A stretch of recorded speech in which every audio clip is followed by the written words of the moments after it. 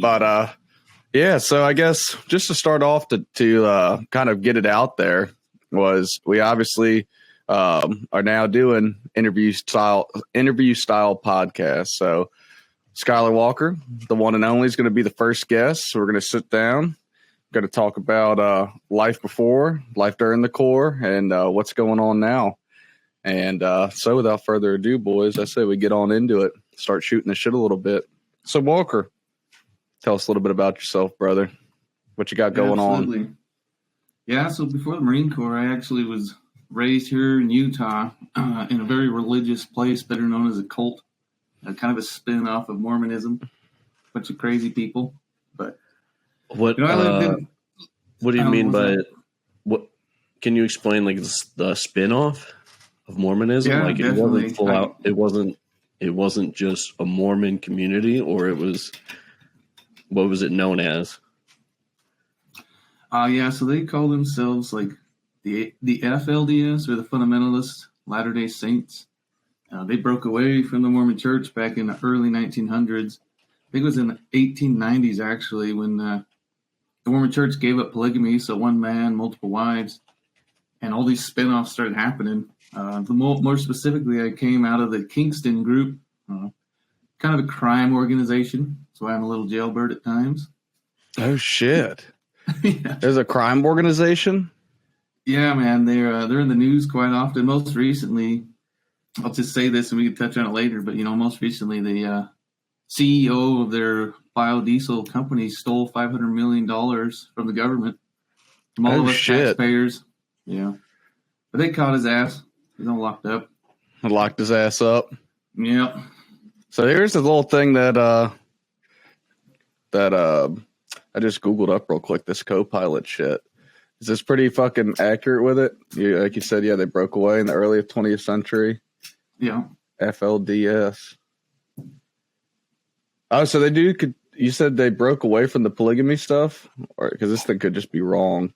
No, they broke away from Mormonism and continued polygamy. Oh. Yeah, sorry, I could have pointed that out better. Yeah, they broke away from the Mormon religion, which is always changing, if you ask me. No offense to anyone who's in that religion, good for you.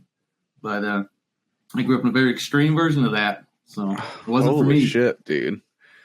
Yeah, and like, how do you even navigate, like, because I guess there's no, like, career path, right? Is anybody even thinking about, like, afterwards, or is it like kind of like you're supposed to work within the community type shit, Yeah, definitely. The what they call like consecration, some old biblical word they used to control you and your money. So I went to started working full time at a very young age. I was 8 years old. Holy shit! In the back of my grandmother's department store, and I thought, this doing inventory. Yeah, reading. Holy shit! Yeah, putting stickers on shit that's supposed to go out. Were you? They didn't let anyone under the age of 12 out on the floor. Child labor laws and all. Holy shit! Were you taking a little bit for yourself off those shelves? Nah, no way. I used to get my ass whooped just for looking sideways. Dude, I bet that shit was strict as a motherfucker. Yeah, we went to a school. Why did they want kids to be out playing? Why do you think they believed you should just be working like that? Did they need the work done, or was it more of like a punishment? Well, some of it was punishment, but the work like that was more like they kind of needed the work done. It was free labor. I got paid with credits that were inside of the cult. So this made up money system that they've made up, this elaborate thing. What the hell? And they pay you with credits. And when you try to transfer those credits into cash, they never have the money. That's right. Yeah, you go to the bank. Got 1,000 credits. He's like, what in the fuck are you talking about? It's a good for you, Monopoly, man. Get on back down to your corner. Holy shit, though, dude. That's insane. So what were you about to say, though? You said... Yeah, I grew up and started working young. I went to a school that's owned and operated by them. The school's also in the news. Ensign Learning Center, which is now Vanguard Academy. But this is Vanguard Academy? Back in the late 90s, early 2000s. A whole bunch of middle-aged fucks now. Yeah, and so that's got to be like a fully fucking religious focus. I mean, are they teaching like the main subjects and all that too? Yeah, they went to the Utah School Board of Education and just kind of got the books that was generic. Yeah. I remember at the beginning of the year, we'd get the books at a very, very young age, first grade all the way through. And the teacher would walk us through, okay, go to this chapter, rip it all out, throw that in the trash. And they would control what we were actually learning. Holy like a lot of history. shit. A lot of history I didn't even grow up knowing about really anything. A lot of it was torn out of the book and replaced when we got to that, gap, because the binding of the book's missing like half an inch of shit. They just kind of threw in the religious history of the group. Holy shit! Like trying to make it seem like what kind it of was thing? like the main. It was like more like popular religion or like that type of shit. Yeah, Mm-hmm. That's crazy, dude. What kinds of things did they remove? So the science books, they tore out all like the Big Bang Theory, gone. Yeah, evolution. Gone. Yeah, evolution's gone. A lot of, I guess they tore out a lot of stuff. Other in history books was like the times about the slavery and the Civil War, gone. I didn't learn about this stuff till I was like in the Marine Corps. Holy shit, dude. What were you thinking when you learned about all that shit in the Marine Corps? Were you like, well, I mean, did you kind of know though? Did you kind of know that they were hiding shit, or were you balled in younger? The first instance of me being exposed to it was college. So like I said, I went through the school, right? And we can touch back on working, but so I went to the school. I skipped second grade. I don't know if it's because I was just a smart ass and the teacher was done with me. Yeah, that's likely. Kids. Well, it's hearsay. Yeah, hearsay. I skipped second grade, and then I went to school with my older sister. By the way, my dad had two wives.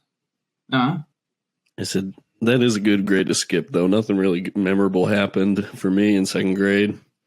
First grade was awesome. Third grade was awesome, but second grade was a living hell. Yeah, second grade, I got my ass whooped every day on the playground. Nothing's changed. You gotta stop going to playgrounds, Dave. You're 32. Yeah. They're still whooping my ass. What's going on? But I cut you off before back there. You were saying right after you said you skipped the second grade. What were you about to say? Yeah, so I skipped the second grade right into third. Went to school with my older sister, right? And just a kind of a touch there, kind of put a pin in it. We can touch back on it. My dad has two wives, and he has 25 children. So there's me and 24 other Holy children. Shit. Yeah, so I got three siblings older than me, one from the other wife and one from my direct mother. And I went to school with the one from my direct mother because she was in the grade above me. Yeah. Yeah, and I went through, of course, this was cult school all the way through junior high. And the reason they do that is so that you don't get exposed to any outsiders, They're trained, talk only insiders, don't talk about they call it the order, don't talk about the order. This is a secret that's special to us. So you're getting groomed, brainwashed the whole way. And then I went, after 8th grade, can't remember how old I was. I think it was 11 when I graduated 8th grade. Because I got an August birthday, so I'm naturally the youngest anyways. Which day? I went on 19th. Oh, mine's the 21st, brother. Ooh. My wife's the 20th. No, This is why it's good we do these sit downs, man, because we never get to have, We're excited. We're excited starting this podcast because I didn't even know your birthday was 2 days before mine, and I doubt you knew when my birthday was. I had no idea, but I guarantee we both drank on each other's birthday together. Well, now we could drink for 3 days. Spread it across, bridge it across 19, 20, 21. Yeah. Yeah, and I know a guy that was born on the 22nd, so I'll keep drinking. There it is, 4 days. Yeah. Anybody 5th out there, someone drop a comment. Keep it going. Anybody 18th. Yeah, going once. I'm going to be going once for a while, so somebody just say it. Right. Thank you. Yeah. From 12 years old, I guess they started high school, which is an online high school, still going today. Back when I did it, it was Thompson High. Now it's after Thompson High, they changed it to Penn Foster High. It's out of Scranton, Pennsylvania. Imagine that. Oh, shit. Place where the office was supposedly at. Yeah. Wait, that's where the school is, but you took the classes online? Yeah, and back then, because this was back in, I started in 07 in high school. It would, literally, they'd ship us, our fucking box of books, and then we'd call in, and they would fucking call their fucking desk during business hours, and they would ask us the questions for the test that's in the back of the book, which I've already circled and, open book stated. Oh. C, number 2C. Yeah. Damn, man. They had it down. Yeah. And nowadays they use Blackboard or Canvas or whatever, Yeah. Whatever's going on out there. It's like the first iteration of online high school. And I had to pay for it myself. What? With the 12 credits? years old. I had to pay $900 and something to enroll myself into high school. Holy So hell.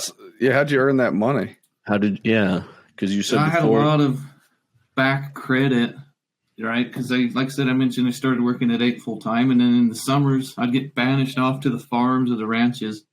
They got a few of them. They used to rent back in the early '90s. They used to rent the property called the Wine Cup Ranch. It's one of the biggest ranches in Nevada. They since don't have that. They own their own ranches now out by Ivapaw. What is it, like an hour south of Wendover on the Utah-Nevada border? Shit. And you go work on these farms, and were you making money on these farms, or was it still the credit system? It was credits. It was kind of a bogus deal. I'd get $200 a month or 200 credits a month or whatever. Supposedly they're equal to dollars, but I never got to see that exchange happen. And you were living on these farms when you were out there I lived in the in a summer? bunkhouse with the other delinquents. They were also banished there. Holy shit. Was that more of a punishment thing? Yeah, the farms were kind of a punishment, like, oh, you're misbehaving, you're not falling in line. But I ended up liking it. Did you? Like, get away from the craziness. Yeah. In the middle of nowhere. So it was a bunch of like young guys that were causing trouble. Yeah, a bunch of delinquent juveniles. They'd put them all in one place. Yeah, that's where they fucked up. Sounds like barracks. And when they're renting these farms, is it people from the cult that are there, like, running the farm, or were the owners of the farm, like, okay with this shit?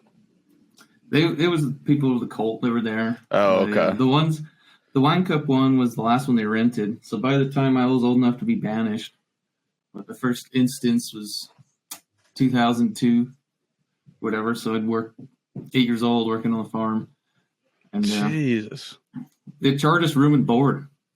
I remember getting charged 250 credits a month for room and board, for some shitty ass moldy food, and pretty much the field living conditions. Oh my God. Only getting credited 200 credits. I was told because I owed back to the cult for what I was doing and the way I was acting. What were you doing? Were you just defiant to the bullshit? Yeah, defiant. Go to church, and I'd fucking run down the street to the gas station, try to get a soda, realizing that my credits aren't transferable. Raising hell to the clerk.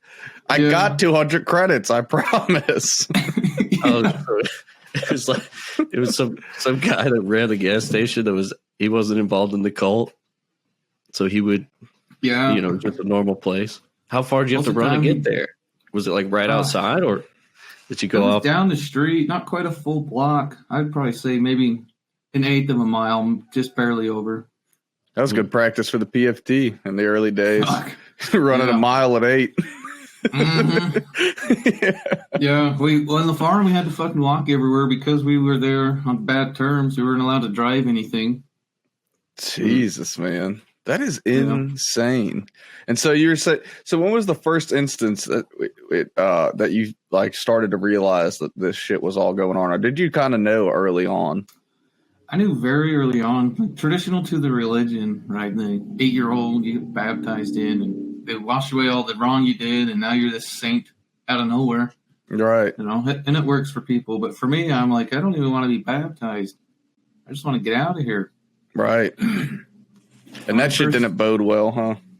No. What did you know of anything outside of that, like when you were growing up? Like, did you see things on TV, or did you guys sneak out, and like, was the gas station the only kind of thing like that? I was a terrible kid. When I snuck out, I was out damaging people's property and vandalizing shit. Egging churches. And it's been long enough. The statute of limitations are over. Yeah, but I mean, who could blame you, dude? True. I've got a few things to get off my chest while we're at it. No, but it's been that's 20 crazy. Years that or more now. Yeah. That's it. It's crazy that any kid just kind of has that desire, like no matter where you're kind of getting brought up, like you just want to go out there and break stuff. Yeah. Yeah, dude. And like, it seems like it's shit. When you're a kid too, you're supposed to have some level of freedom. Like, of course I didn't have nearly what all that was, but like any type of like controlling that I felt would make me want to go and do more of that type of shit. I'd like want to push back against it. So I can imagine, dude, with all of that, you're probably like, fuck this. I'm buying every carton of eggs I see with these credits and fucking these places up. Dude, worse than that. I was just taking the eggs from the farm. Oh yeah, endless supply. They couldn't stop that. Juvenile stuff. We take eggs, put them in a bucket of water, and leave them out for a week. Egg people's houses with them. It's terrible things. Wait, would you do what? I didn't hear. Leave them out so they fucking smell like ass, and then fucking crack open.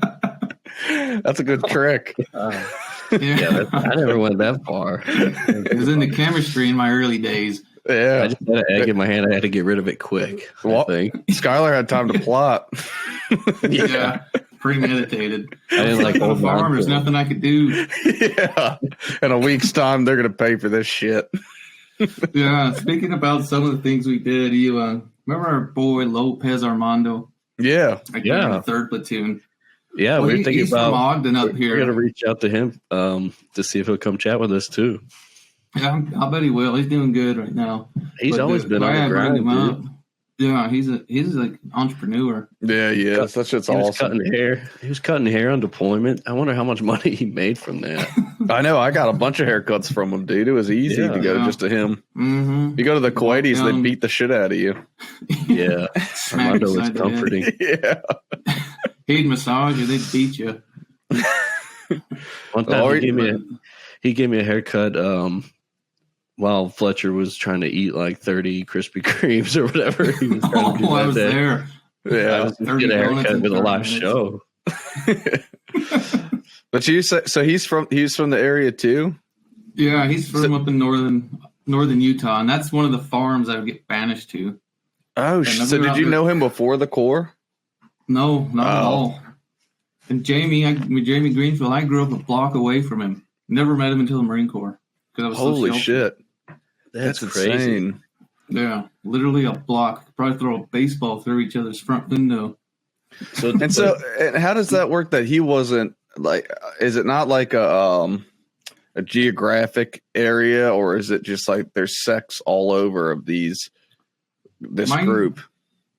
The place where I came from specifically is more modernized. They don't wear the prairie dress. The girls still aren't allowed to go to college, and there's still very common things that probably shouldn't happen, like the way they're treated. They put men on pedestals, etc. Right. All the arranged marriages, you name it. But like, we never met. He was just a normal Joe Schmo. He was just a normal guy out in the world, and I was just secluded. I didn't talk to anyone in the world. It's funny because I was bullshitting with him. We were back on Marine Corps time still, but I was telling him some of the shit I did. I was like, yeah, I was up here. And they were doing the road construction on I-15, putting all those slots in the road and fixing it all up because the roads here are so terrible with the snow, and then it gets extreme heat, so they're freezing in the winter, expanding, then the extreme heat just collapses bridges and stuff like every year. Yeah. And I told him, I was like, yeah, I remember we're on the farm and we'd go out there and they'd have all the cones, directing them down to one lane. We'd go out there and rearrange the cones and force them into construction zone and then back into the dirt and back up in construction zone and then into a solid wall of cones. And he's like, motherfucker, I was on that job. We were wondering who the fuck was messing with our cones every night. That is awesome, man. That's a small world type shit. Yeah. Yeah. And by the way, I don't condone that behavior. Right? It's funny though. Just kids running up the side of the freeway, jumping the fence, and running across the freeway in the middle of the night, arranging cones. We had no business being up there. Man, that is crazy. And for just those who are listening that don't know, like he was just referencing a couple of guys that ended up in the same unit as we were in the Marines, Right. and they were all in the same small area. Yeah, Yeah, we'll we get all grew up later. close. hopefully we'll be able to get those boys on too and get some good conversations out of them. I'm sure they'll get on at some point. Yeah, definitely. But it's shenanigans like that, it's Yeah. no different in the Marine Corps, as you know. And it's yeah, exactly. Yeah, we did some crazy things. But so after I guess the schooling and stuff like that, of course you Terrible said you things. realized that it was yeah, you realized it was kind of bullshit. Where did Yeah. the Marine Corps come in? Like where and how did you hear about that with the seclusion and all that? And then what made you decide to go that route? Yeah, so I kind of knew really only about the Air Force and the Army, right? Because they have this numbering system. The men that have made it into Zion or the Lord's work, they get numbered. Somewhere in some religious books talks about the last days, and the men would be numbered, and there would only be 200,000 numbers, and that would be the end of the days. Holy they're shit. Doing that. And then there's pictures of some of them that were drafted in World War II in their Army uniform as a numbered man up in the church wall. My grandfather was in the Air Force for Vietnam, drafted. Just things like that. Yeah. And they'd preach and teach that, the military's not good, don't ever do that, which made me want to know more about it, honestly. Yeah, I'm sure. We'll never go. And if we ever go back to the draft, like, we now have the means to, pretty much lie or create some fake medical thing to get us out and keep our people safe. What was their reasoning for the hate, or not hate, but not liking the military, wanting people is it because they would be exposed to everything in the outside world and realize they'd be exposed, they'd learn all the shit that's what they're doing is wrong. Right. Right. And that's my opinion. I'm not trying to bag on them. They believe what they believe, and I do my thing, and we leave each other alone most of the time, other than when they got me in trouble with the law, but we can get into that later. That's after the Marine Corps. Yeah. That's after a couple more drinks, maybe. Yeah. So you were seeing all this stuff. You wanted to get, you were getting interested in it. Yeah. I mean, how the hell do you even reach out to a recruiter or do the research on the different branches? Exactly. So like I said, I went into high school at 12 years old. I did all 4 years and 9 months because I thought, I'm going to get done with this shit. I'm going to go to work full time and get exposed to whatever and get a job somewhere. And I found out very quickly nobody hires 13-year-olds. So I was stuck working for the cold again. Yeah. Yeah, you found yourself in a pickle. Yeah. So I went to school, because I actually got sat down with the prophet or their prophet.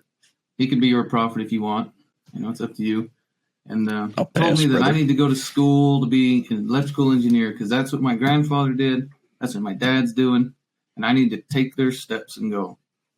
And he made some crazy, I don't know if you call them prophecies. That definitely didn't come true. You're going to be, the next lead engineer of the world. You're going to put satellites into the sky that are owned by us and all this stuff. Holy shit. And as a young kid, I was like, maybe that would be an all right thing, but I just don't know if I want to do that here. Maybe I can go work at NASA. So I went to school. Unfortunately, it made me 13 years old, figure out my finances. They weren't going to cover my school, but I could go. So I'm trying to, 13 years old, read through all these legal documents and FAFSA paperwork, applying for Pell Grants. What the hell? Yeah. I figured it out somehow, Lord knows. And I did 3 years. Then I got my associates in electrical engineering at 16. What? I was so over it. As soon as I could drive, I realized I could go wherever I wanted. They could go to church. I could drive anywhere. So that's what I did. And all this time, like, I'm just trying to lead up to how I even got exposed to the Marine Corps, joining the Marine Corps. Yeah. Yeah. When I was 16, 17, I stopped going to school. And he's like, I just can't afford it. I don't even like this stuff. My brain don't think this way. So then I went to work. Yeah, you made a career decision at 13. Yeah. Well, balls haven't even dropped yet. Now I got to make these adult decisions. But yeah. I still don't know what I'm doing. Neither of us do, but no, yeah. So that's the joy of life. But wait, let me pause you there for a second. Like, so you're going through all this crazy shit when you're 13. Is it just because there's so many kids that, like, nobody could really give you the time to help out, or was just nobody willing to help because it was a different path or something? Yeah. It's probably a little bit of all of that. Most honestly, my mom wasn't able to help because she had so many kids. She gave birth to 12 kids over the course of her time giving birth to kids. But, one of them ended up not living, the youngest one. And it's unfortunate, but that's all right. We got 11 of us bastards, creatures crawling the earth. Yeah. And my dad was never really around. He was either out grooming other women he wanted to marry, or back and forth between both of his families, or out on business trips somewhere. Jesus, dude. Yeah, and I was the oldest insane. man or oldest boy for my mom, so I had to, at a very young age, I was doing like electrical work in the house. I'm 13 years old. I'm doing electrical engineering, so I understand the way power flows and wire and all that. And then doing any plumbing, fixing garbage disposals, things that 13-year-olds shouldn't be worried about. Right. Yeah, man. That is insane. Yeah. Yeah. Yeah, because you're so vulnerable to outside influence at a young age. So it's honestly insane that, I want to say insane, but it's probably more likely that most people just go with that shit because it's all they've known. Mm-hmm. And from being so young, people just get comfortable probably. And like you said, there's repercussions too, it sounds like. So it's like, then it's like, is it even worth dealing with all this bullshit? Yeah. And the women, they marry them at like 15, 16 years old. Can you imagine being 15 with a child? Like, there's no way you're going to leave. Yeah. Because you might have to dig a foxhole on the Colt's land to live with you and your child, but at least you got a place to do do You can't rent an apartment at 15. Right. Right. Yeah. So it's all designed for like a trap. Yeah. Man. Luckily, because I was such a troubled person, they didn't want me to be married. They wanted me to be away from the picture and just working hard, laborious jobs. Yeah, because you could have very well had that route. Yeah. Mm-hmm. Yeah, so fucking those traffic cones and going to the farm is probably, it sucked at the time, or you said you liked it, but that shit probably saved you from that fucking world. It was like going to Morgan's Well every summer. yeah, Jesus. Do you ever or did you keep in touch with any of those other guys from the farm? Did anyone else leave? Yeah, one other person left. I won't say his name out of respect for him, but I'm still pretty good friends with him. He's kind of a lot like me. Yeah. A little bit of a jailbird past. Innocent, always innocent, but getting stuck in the dog pound a couple times, it's all right. Yeah. But, he went toe-to-toe with the family, and his father is actually the prophet.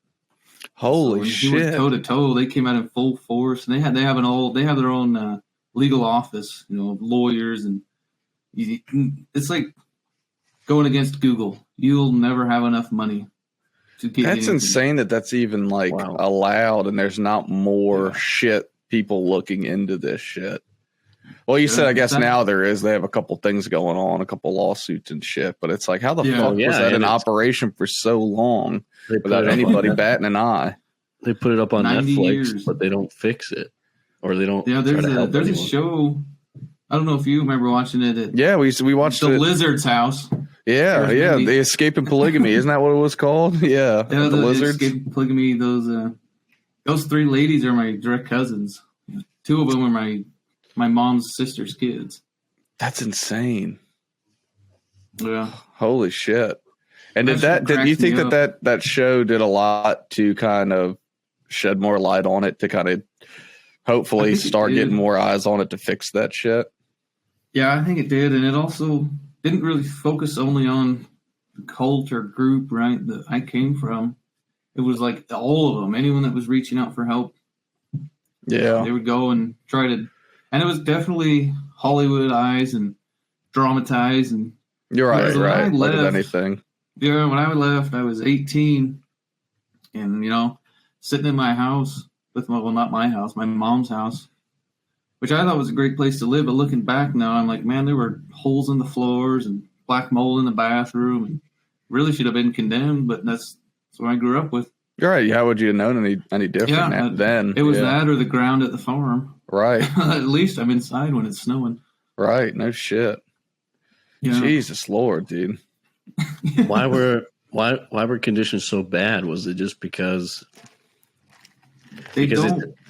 you described like at the top? It sounds like they have a ton of money at the top of the organization. Yeah, but everyone else was just kind of who was going along with it. They weren't getting any help. The idea is, they don't give help. They give you the basic needs to survive, and no real upgrades, right?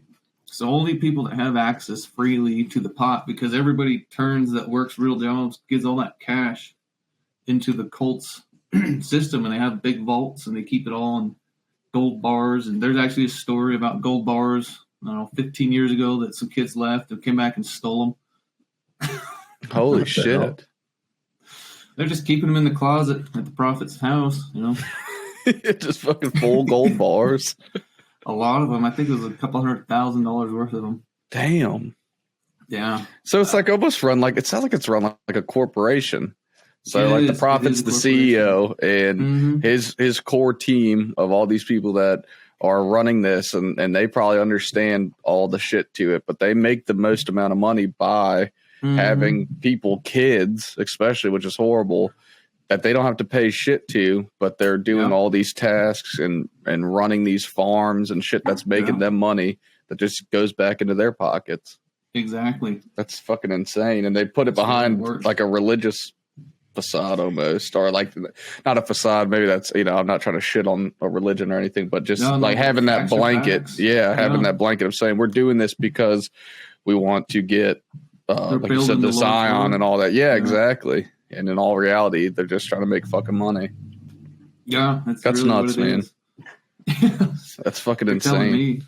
Yeah, I know. Yeah, but just hearing it, I'm like, Jesus Lord, but you lived that crazy shit, man. Yeah, and there's so much detail and things I remember from my past. Going down. I worked in a mine when I was 16 years old. What were you guys mining? What kind of coal? Holy mine. Shit! Coal mine. Yeah, you're fucking lucky you don't got black lung. I probably do. You probably do, yeah. Put it on the there. It is. No. But you weren't supposed to go underground by OSHA law until you're 18 years old. But on the night shift, they called them weekend crews. So they had a bunch of, I'll call them immigrants. There's a lot of slang words for them. People from the southern country. Yeah. Up there working the days and nights, Monday through Friday. But then the weekend, they would send people down. They call them weekend crew, and it was like this badge of honor. I'm not going to make it. You just tell all your friends, I'm not making it to church this weekend. I'm going to be down on a weekend crew working for the mine. It was free labor. We'd go down there and work 2 12-hour shifts for free. And so someone would work Saturday night, Sunday night, and then another crew would work Saturday and Sunday. Holy hell! I mostly worked up on the tipple, rock sorting. The coal would come out. And then, of course, they would want to pay for machines that could do this a lot faster and more efficiently. We'd be out there and you'd pick something up. If you were able to lift it, it was coal. If you couldn't lift it, it was a rock, and you had to just do your best to push it off the belt. Oh, my gosh, man. That is nuts. Yeah. That is fucking nuts. Were there any what age? injuries or incidents at the Colt 16. at the mine? Yeah, there was a few deaths. I bet. Imagine that. You get a bunch of people who don't know what the hell they're doing. Give them It's heavy 16. equipment, put them underground. That's what I was saying. How the fuck, man? Yeah. They gave us brain buckets and a mine lamp and a big tool belt with suspenders. And A slap on the ass. yeah, Get in there. chasing us with a branding iron. I remember the first time I branded a cow, they had to tell us we were baptizing the cattle into the colt. I was like, I just don't know. I was 9 years old. I was like, that baby, I just cut his nuts off, branded him, and stuck a tag in his ear. Like, this guy's in pain. Yeah, no shit. Yeah, but like you said, it's all for the Colt to fucking. Mm-hmm. There's always a religious twist on whatever it is. Even they teach you, we live above the law. That's a big thing. And bleed the beast. Really? Bleed the beast. The government would be the beast. So however you can defraud the government and bring more cash to them, right? Because they want you to go do that. And that way when the government comes back, hey, you stole $500 million. The Colt's hands free. They got $500 million. Yeah. This guy gets to go to jail, prison. Yeah, they don't have to fucking worry about it. Yeah. Yeah, dude, that's fucking twisted. Those fuckers. Yeah. They need to be toppled. Damn right. But I like back to kind of the beginning of that spin-off, I was 18 years old. Yeah, going back. House. You were going back and I to... just knew when I left and how I got indoctrinated into the next gun club. Yeah. One club to the next. Yeah. And I just knew, I was like, it's now or never. Like, I just got to go. Yeah. It wasn't like any of that escape and play me. There was not much drama or nothing. Right. I was just waiting up, and all the siblings are. My older sister and younger sister were already married and out of the house, and they had kids. How old were they? My older sister was 19, and my younger sister was 16, and she was married already and had a kid. Holy shit. Yeah. And my older sister, I think, had 3 kids because she got married at 15 as well. She was 19 with 3 kids. Can you imagine that? 3 kids? At 19, man. 19 years old. And they knew you were leaving? You told everybody? I just told my mom. I just said, hey, I love you, Mom. Good night. I'll see you later. And I think you didn't go into itch. Yeah. Yeah. I didn't go into deep detail. Yeah. I didn't really get a chance to take much other than the shirt and stuff off my back. And at the time, I had my dog, Jade. She was just a puppy. I've had Jade my whole entire adult life. She's 12 years old now. That is insane. Yeah. So you Jade roll with Jade. Jade is amazing, dude. Grab whatever clothes I could to get through the week. And I just drove north. Because those were where the ranches were. As I just drive there. Don't have enough diesel. I had an old, 1997 Power Stroke F-250. It's a pretty badass truck. Yeah. Super nice. And the only reason I was allowed to have it was because then I could help people in the Colt move and pull trailers. And the agreement was that I could pay for it or transfer my credits to cash and own it, but I couldn't be registered in my name. Right. So that way they could always have a way out to get it back. Yeah. And they did. Yeah, I'm sure they did. It was in John Kingston was the name, and all these motherfuckers have John Kingston and some middle name that's different. That's kind of why I always go by my middle name. All the males get called by their middle name. No shit. Most of them are anyone Kingston, John Kingston. So any John Kingston could claim that to be theirs because there was no middle initial on the title. I wasn't allowed to have the title. It was put in the Colts bank to John Kingston. What a fucking, that's smart, but what a fucked up, way to run that. Yeah. Jesus. And so when you were driving, did you know, were you going to a recruiting office or were you just driving to see you just know you wanted to get out of there? I just needed to get away. Didn't even have a cell phone, nothing. You just driving because we weren't allowed to have cell phones or computers. And I had gone to college for 3 years. I wasn't allowed to have a home computer. Oh my God, man. Oh. And it was you and the little border collie puppy, Jade. How old was she? Yeah, me and Jade. See, I dipped out of there. Jade was about 3 months old. Wow, dude. That's I'd only crazy. had her a month. She was my ride or die. Yeah. Throw up. I think we'll be able to go back and edit and like throw up some pictures on. Yeah, the we'll throw up too. some pictures of her. Yeah, so shoot me some pictures when you get a chance after this. Yeah, definitely. That had to be a crazy feeling, dude. Just going to. It was a feeling of Who like knows just what? lost. Just Yeah. you and a dog. Yeah, just lost. Yeah, I mean that was your whole life before. Mm-hmm. I didn't have any credit cards. I had no debit card. I just had the tank of diesel that was in my truck. Because they have gas stations. You go to the gas station, you walk in. Hey, I need 10 gallons on my account, and they'd go beep boop boo, and take your credits or whatever. Mm-hmm. You go out there and get your 10 gallons. So I just drove until I ran out. I ended up at a truck stop up in Plymouth, Utah, which was pretty close to one of the ranches I used to go to. So I was like, I kind of knew where I was. Yeah. I was like, I don't know what we're doing, Jade, but this is it. So we just hung out in the truck for a few days. I think it was about a week, just chilling. I was like, I'm going to recognize someone eventually coming through this gas station. And then hopefully I can get help, and I'm debating, do I just find out how to, go in and use the phone? And back then there was pay phones still. Man, dude. Yeah. And I was like, no, like I made my decision, like, Yeah. I can never go back. It'll be worse than it was. Yeah. I ran into that he's my cousin, but that guy I was talking about earlier that also was on the ranches, and he had he had left like 4 years prior to this. It turns out he actually lived close by. He had a nice little double wide trailer in the town of Plymouth. And he's like, "What the hell are you doing?" I was like, "Man, I'm just living." He's like, "What?" He's like, "How long have you been here?" I was like, if it's this day, then about a week. No, I don't even know really. Can't get lost in the days. Just sleeping when I'm tired and staring out the windshield when I'm not. Yeah. Yeah, dude. Back when there's no cell phones and everything, you can't just. There were cell phones on Earth. Like normal people had them. I just didn't have. I didn't even know how to go get one. Yeah. Yeah. So I was 18, going in, on to 19. And he let me move in with him. Just pretty much gave me the shirt off his back, fed me, housed me all for free. That's a good dude. Yeah. Let me bring my dog, and he had a border collie too. Oh, nice. Then he started bringing me to work with him. And I was like, man, okay. And then the boss was like, hey, I need you to fill out these forms. I want to hire you. Because at first I was like, oh, I'll go work, whatever.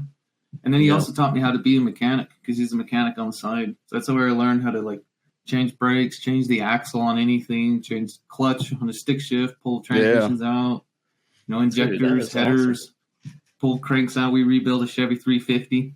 Yeah. From That's the full awesome. motor down to nothing and back.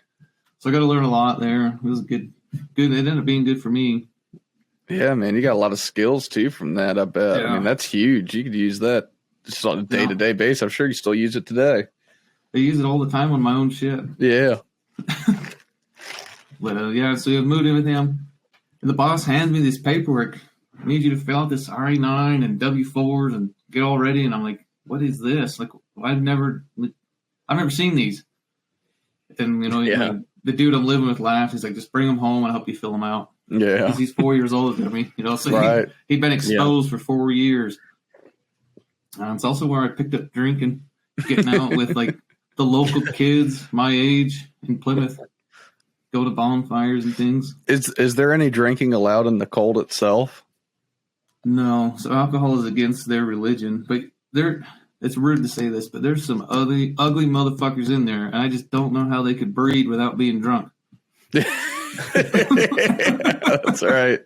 Yeah. That's a 12-packer. Yeah, that's a 12-packer. Easy.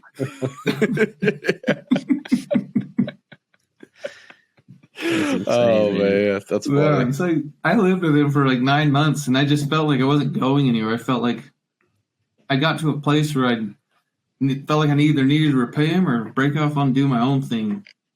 So I saved up enough to pay him like $2,000, from over the summer. And I was like, here, I want to give you this. Thank you. Like, I can't really give you much more.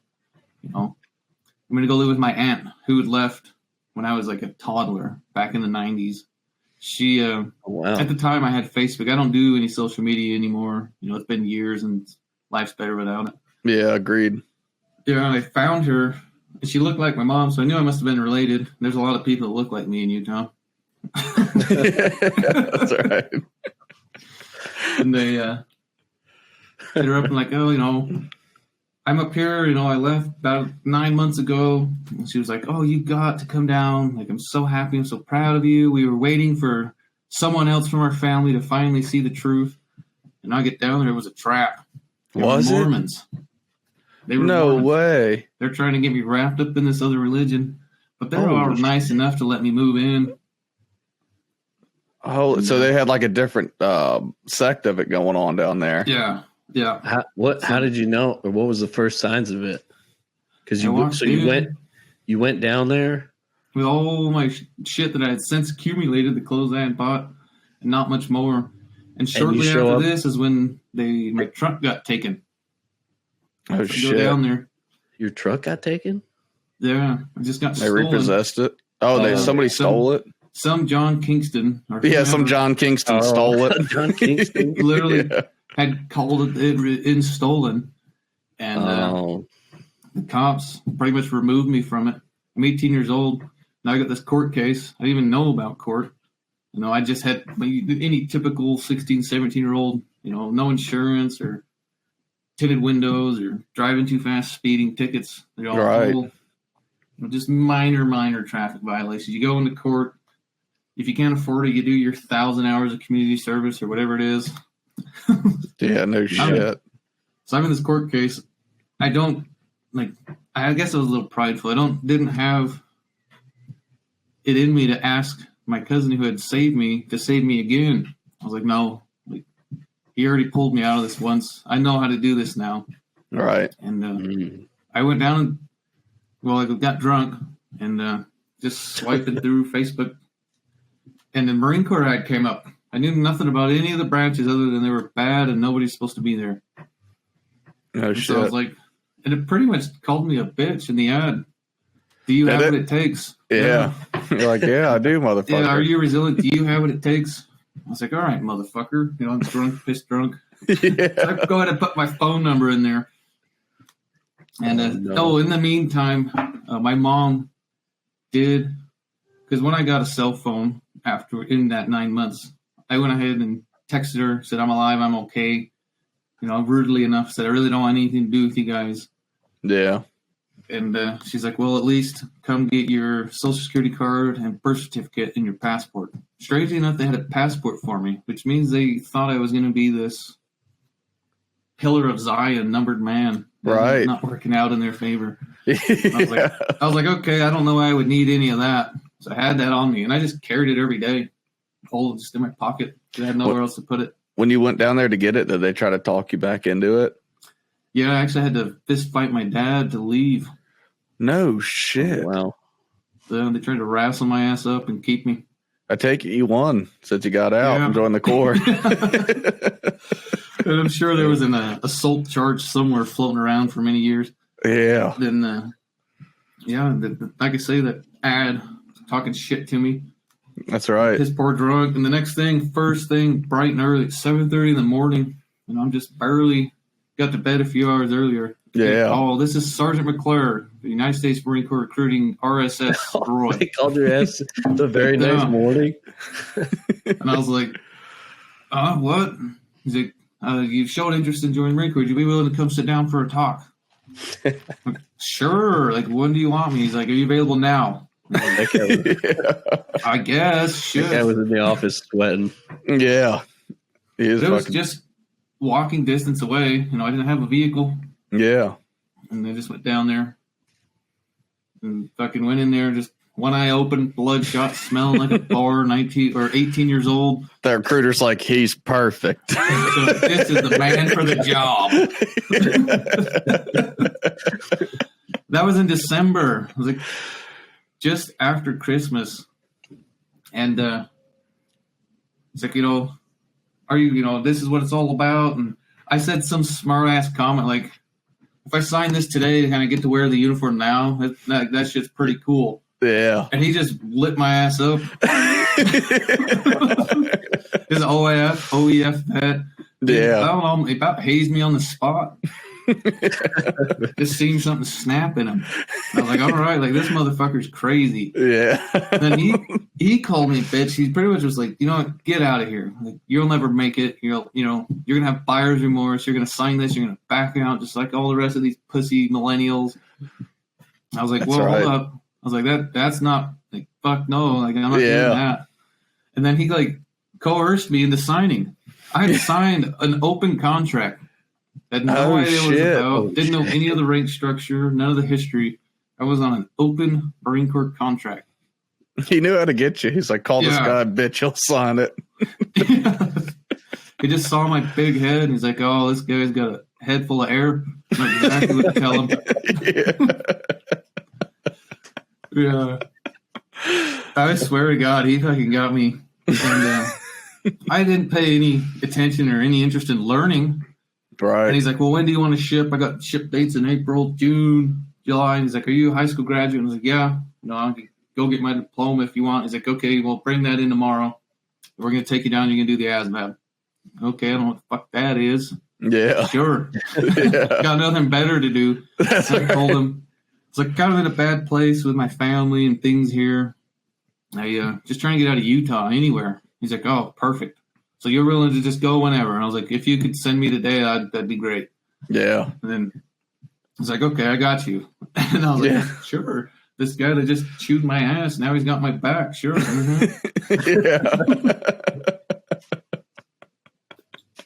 Nothing about no one. I had no physical prep, nothing. I hadn't been to school in like 2 years, yeah. I didn't even know what the ASVAB was. I just showed up and I'd taken this fucking 3-hour test. Yeah. And I think I scored all right. I think it was in the 60s. I can't even remember now. It's been so long. Like 11 years, over 11 years ago now. I got about 11 years in. No, I got 10 and a half years in still because I still in the Army Reserve. Yeah. And you can make fun of me for that later. But oh, we will. I don't doubt it. We'll talk so about it. I go down there. Yeah. After the Corps. I go down. He takes me to MEPS, which is down in Salt Lake. Of course, the big shitty. The area kind of where I was stomping grounds and do this thing. And he's like, okay. You had a good enough ASVAB score you can join. There's some jobs you can't join, like any cyber or intel, because you got to be smart for those. Yeah. And I was like, whatever. He's like, you particularly want any job? And I was like, I more or less care that I can just leave here and I don't have to pay for it. But I guess if I could choose, maybe a mechanic.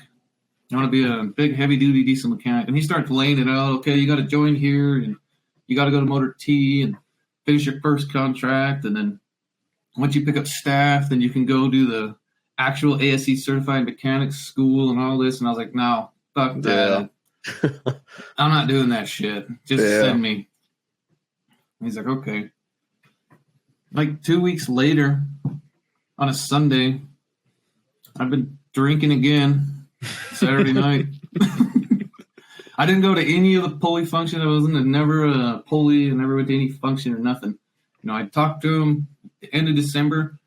Last week of December, 2 weeks into January, I get a call again on Sunday. He goes, "This Sergeant McClure, is this I don't know what he fucking call him. Pulley walker. I don't know what he called him. Yeah. I was drunk. That's right. Just trying to survive. Yeah. And he's like, you're shipping tomorrow. I was like, cool. All right. And I get down there and he goes, all right, here's your contract. Sign this. We do have a bit of a problem. I'm taking care of it. You have quite a record from the police. I've already got the waiver signed. The commander's already signed it. It's all waived. You just got to stay out of trouble between now and tomorrow. I was like, easy. I'm going right there. He goes, you're going to go down to the hotel. I was like, even better. Yeah, it's perfect. Hell yeah. And Jade, I had to drop Jade off, and it was sad.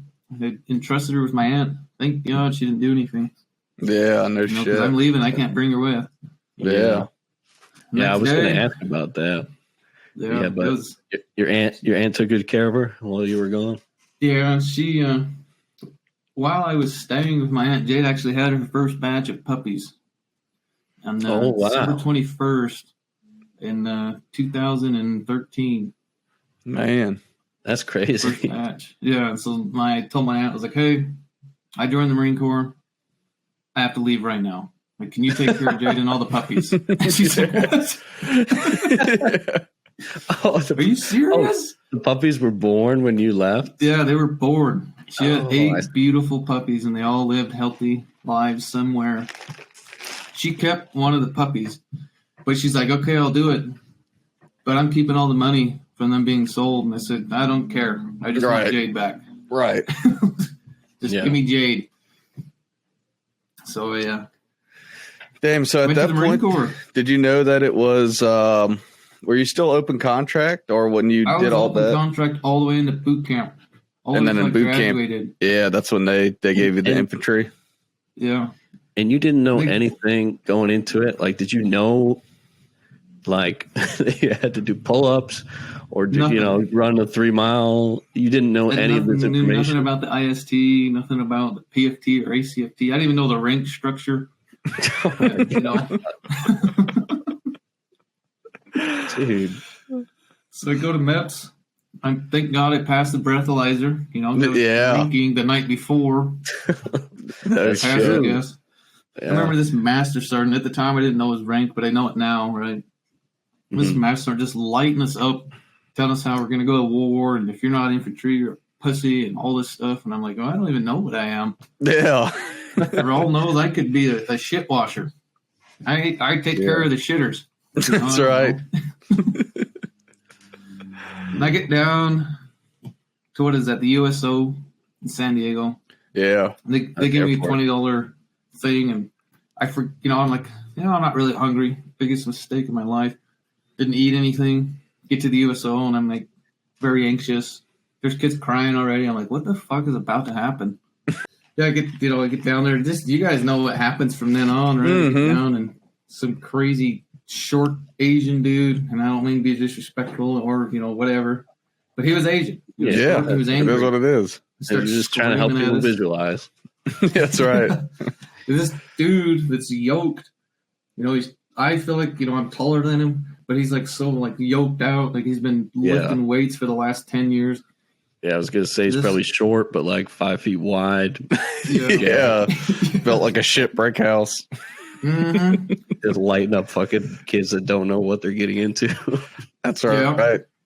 Exactly. It's like there's kind of a really steep learning curve for me. I'm getting a lot of special attention from all the guys for being the terrorist of my platoon. Didn't have a buddy system. Had no father listed. And pretty much they just thought it was this kid they picked out under a bridge around the fucking trash can fire. And after like the first 2 weeks, the senior drill instructor, it was Sergeant Ariano, still remember him, pulls me into his office. And he's like, all right, man, like human to human, like, are you okay? Like you came here, you really don't have any friends, like you're not talking to anyone, like you just keep your head down and you just do whatever you do. And the drill hats and the heavy don't seem to be leaving you alone. I was like, I'm like, recruit Walker, it's fine, sir. And he's like, no, like man to man. And I was like, yeah, like I'm good. Like I chose this. Like I'm not going to give up. Like I'm going to get through this. Like I don't know much. Because he pretty much kind of asked me a little bit like, did you not study? You don't know anything? You don't know the Marine Corps hymn or anything? I was like, honestly, he's like, are you talked sure? Talked to a recruiter drunk. 3 weeks later, drunk, I'm here. Yeah. He was like, oh my God. And I was like, I want to be here. Yeah. And and you were like the boot camp, I definitely didn't like it. The boot camp sucked ass.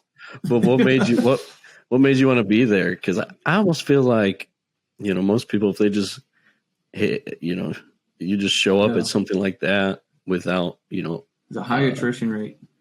Yeah, that's kind of the people that would quit and stuff, But what kind of did you see something, or like did you just feel something about being there? Yeah, no, it was a way out.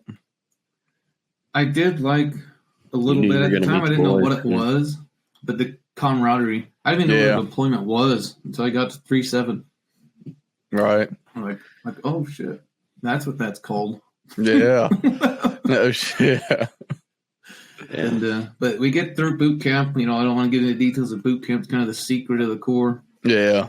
You want to know about it? Fucking join. Exactly. Go do it. You'll get a fucking lesson in it. And we were getting up there sniffling, getting ready for.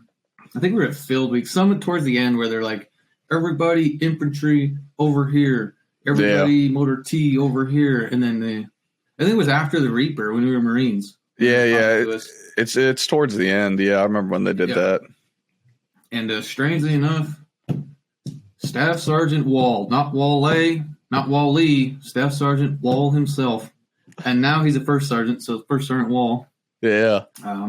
He's the lead infantry instructor. And he's got a stack that's got the slit the vein in his neck and forehead. He was your lead infantry instructor? He was a drill instructor. He wasn't, thank God I wasn't in his platoon. Yeah. He was across the hall, so he would come over all the time to fuck me up. No way. I didn't know he fucking hazed you at boot camp. That's good stuff. And my dumbass, I'm like, I don't know what my job is. So I'm the last one standing, just like back in grade school dodgeball when they're picking teams. Just standing there like an idiot. Yeah, exactly. Like, brother. Yeah, and the company first sergeant, he's like, what the fuck are you doing? And all this. And like, first sergeant, I don't know what my MOS is. You don't fucking know? Didn't you read your contract? Like, no, I didn't read it. Yeah, I did not. Yeah. That thing was 180 pages. Of course I didn't read it. Yeah. I don't read the terms and conditions roster, either.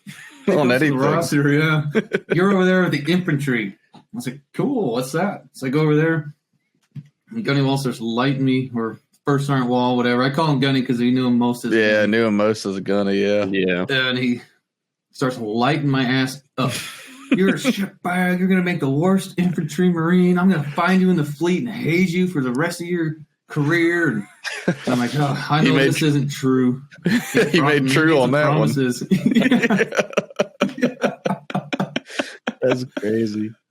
Yeah. And Trevor, Jenkins, he's in the same group. We went to boot camp together. Yeah. And he was very, very skinny back then. Had a very goofy, smile. I remember him always had a lip in. Yeah. Love him to death. Love Trevor. He's a good man. We got to get him on, too. Dude. You met him at infantry school, or you saw him at boot camp? Yeah. He actually only wanted to fight me in boot camp because I was still being a smartass. I can see that now. And it's kind of like, fuck this guy. I'm never going to see him again.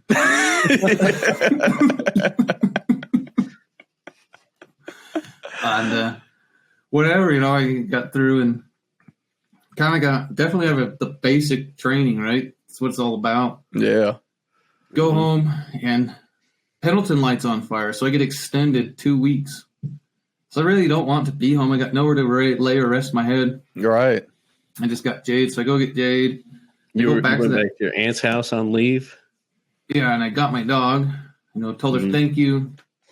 And I was like, I'm going to go stay with, my cousin that we've been talking about earlier. I was like, she's like, oh, I wish you'd stay with us. The church would really love to see you in your uniform, blah, blah, blah. And I was like, I'll tell you what, on the last Sunday, I will put my uniform on just for everything you've done for me and go to church with you. And then I go up. And the tricky thing for me was I didn't understand that I was on recruiter's assistance after the first 10 days. So they almost get me with AWOL. Oh, shit. You didn't know? Oh, you didn't? No, that's what I had too. Yeah. It was like 10 days, do whatever you want. After that, I had to go help the recruiter because Pendleton was on fire, so they couldn't send us there. Mm-hmm. Like the 52 area had been evacuated. Like that. Yeah, that was with all those. Down. Yeah, all those forest fires. Yeah, I was there. We lived there when the fires happened. It was like coming over the hill, in San Mateo where we lived, and they just brought in like these buses and told us, they had like a field house, you could go, there was like cots and stuff, like there was a shelter, but most of us just went out and like grabbed a hotel in San Diego or something because you couldn't go back to the base. It was crazy. They're like, don't take any of your belongings, but grab all of your TA-50. Grab your pack, Kevlar. That way you can train on the first step back. All your personal shit, leave it to be burned. Yeah. But yeah, so I just get a call once again. I'm not trying to say I'm an alcoholic when I'm drinking on a Monday with my cousin. And, get a call and it's the recruiter. I can't remember his name. Same recruiter? Sergeant McClure was still there, but it was the staff recruiter of the office calls me and just lights me up. Where are you? You're supposed to be here. I expect you to be here in 30 minutes or less. I was like, Staff Sergeant, I apologize. I thought it was on boot leave. He's like, that ended yesterday. You're supposed to check in today at 07, blah, the whole run of the mill. He's like, I expect you to be in uniform at parade dress in front of my office. And actually, good thing I got this experience because it helped me out when I got NJP'd. yeah. That's the classic right there.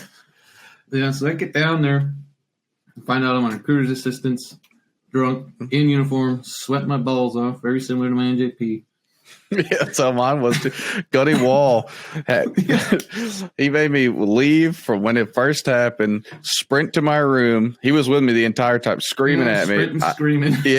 I'm in there getting dressed. As I'm getting into my office, he's still screaming at me, and then he runs with me. Name tapes on. Yeah, full sprint to the office. He still screams at right till we get to the door to go into the commanding officer, and then he's like, "Get the fuck in there." I'm in a full sweat, just got blasted for like an hour. He's counting me down while I'm getting dressed in my office. Like I'm in fucking boot camp. I need someone to fucking give me that treatment. It's good for you. You're getting too lazy. Past 32s, get them up. Past 15s. Oh my God. PTSD from it. Well, it ended up going okay.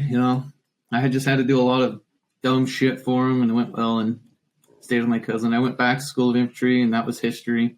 In the School of Infantry, I was so dedicated to not be a piece of shit because up to that point, I've just been fucking shit up. I've only done boot camp, and I fucked up recruiter's assistance. I was like, this time I'm gonna get it right. Yeah. Turns out I get in trouble again at SOI. Imagine what the cause was. At the school. Drinking. Underage. Oh.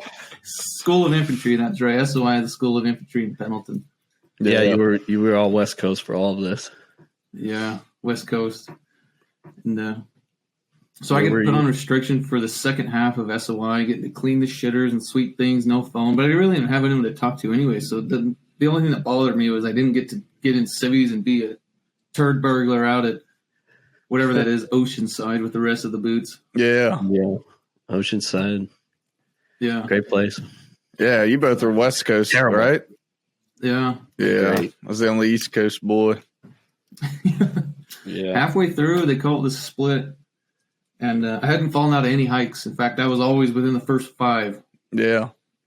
And just standing there, like typical. They're calling names, because you got your contract reservist, and like, okay, you have to be a 52, you have to be this. And they're like, all right, we need to fill the rest of these slots. So this is kind of like you come stand in this line, and I don't know what, audition or apply to be whatever. And I just standing there, minding my own, like the idiot I am. The scratching your nuts. Yeah. And I can't remember his name. One of them was Sergeant Huntsford. I can't remember the other dude's name. And he just got there, his first cycle from 2-7, fresh out of Afghanistan. He's kind of an angry man. And he goes, Walker, what the fuck are you doing? You get over here right now. And I scurry along over there like a child.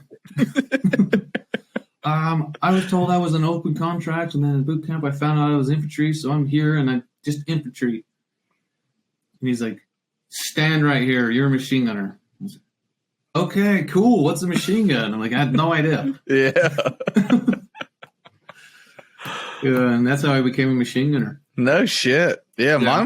Mine was different. They so all 3 of the instructors for SOI came up for everybody that was in infantry. And basically they were like, they asked first who wanted to kind of be in weapons. And, you know, a bunch of us went up and I was like, fuck it, I want to kind of do something a little different. And then the 3 instructors got up and mortars, machine guns, and assault all did kind of like a little speech. And it was like, you know, machine guns said what they were doing, mortars said what they were doing. And then the assaultman guy, he was like, if you want to shoot rockets and blow shit up, come over here. And I was like, all right, that sounds fucking cool. I'll go do that. And so we walked over, but that's how they did our picking. Yeah. I don't know what it was. I just felt like everything was friction. I just couldn't do anything right. Yeah. But I got through, you know, I was still a good hiker. Yeah. You know, luckily because of all the years on the farm, I was fit, in shape, could take a beating. Yeah, you're the perfect specimen for an infantryman. All the 2x4s broken over my ass really set me up. That's right. Set you up for success. Is that why you always ask us to do that to you? Yeah. It's kind of the backstory there. A little nostalgia. Yeah. So this is just beginning of the Corps. And at the end, they just start calling people's name and everyone's running around like maniacs. You know, grabbing all their shit, running around. At least we're in the camis. That was nice. Not have to put my alphas on to get hazed. Running around with all my shit. You talking about when you first got when you were leaving? At the end of SOI, you're leaving to go to your units, get on the bus. Yeah. And they call, you know, they A through whatever, stand in this line. And it's kind of irrespective to MOS too, right? Like, you know, some of the A's for the machine gunners, some of, you know, whatever. Stand over here. You're going up to whatever that is, just up the road on John Basilone. I don't know what that is because I'm not a Pendleton Marine, but I'm a real Marine. I was in 29 Palms. You got to hit all three. You got to hit all three. Yeah, not San Mateo. Dave's a legend. He's a madman. Yeah. No, but there's 4th Marines over there. 5th Marines is where I was from. It was 4th, whatever that is in 4th. 2-4, I think it's 2-4 right there. It's 3 4s in Hawaii and 1 4. It might have been 1 4. 3 4s in what? 29 Palms. Who gives a shit? They're always disbanding those bastards. Yeah. You know. And they get called. Get a call. And no one knows where they're going. We're just standing in a line. Like, and the dude out of 2-7, he's just shit eating grin. He's got an upper decker in. Just fucking chew just coming out of his nose and ears and all down his face. He's a machine gunner. And he goes, everyone in this line, you're going to 29 Palms. Ha ha ha, fuck you. I hope you love it. He's like, I'm calling my boys over there and they're going to greet you with a, you know, whatever. And I'm like, 29 Palms? Is that in Florida? Yeah, that place sounds great. Yeah. It's like, hell yeah, I'm going to get to go to Florida. I, honest to God, I thought it was Florida. Swear to God. Yeah, man. Get on a bus, thinking I'm headed for the airport, fall asleep, wake up 2.5 hours later, I can see the oasis in the road. There's nothing. I'm like, are we driving all the way to Florida? God damn. All right, here we go. Takes a turn right there on a, 2 mile? Yep, 2 mile road. Pointing, and I start seeing a base. I'm like, oh no. The bus driver, welcome to 29 Palms. The current temperature is 118 degrees. It's like fucking 6 p.m. I'm like, oh my God. And by the way, AC's out in the barracks. Yep. Yeah. And AC's out and there's no warm water. If you inhale deeply, you could smell the shit from Bandini. One of the first senses I got. And they drop us off in front of the company office right there. I don't know the exact address on base, but anyone who's been there, they got the row of company offices right there, right before the theater. Yeah.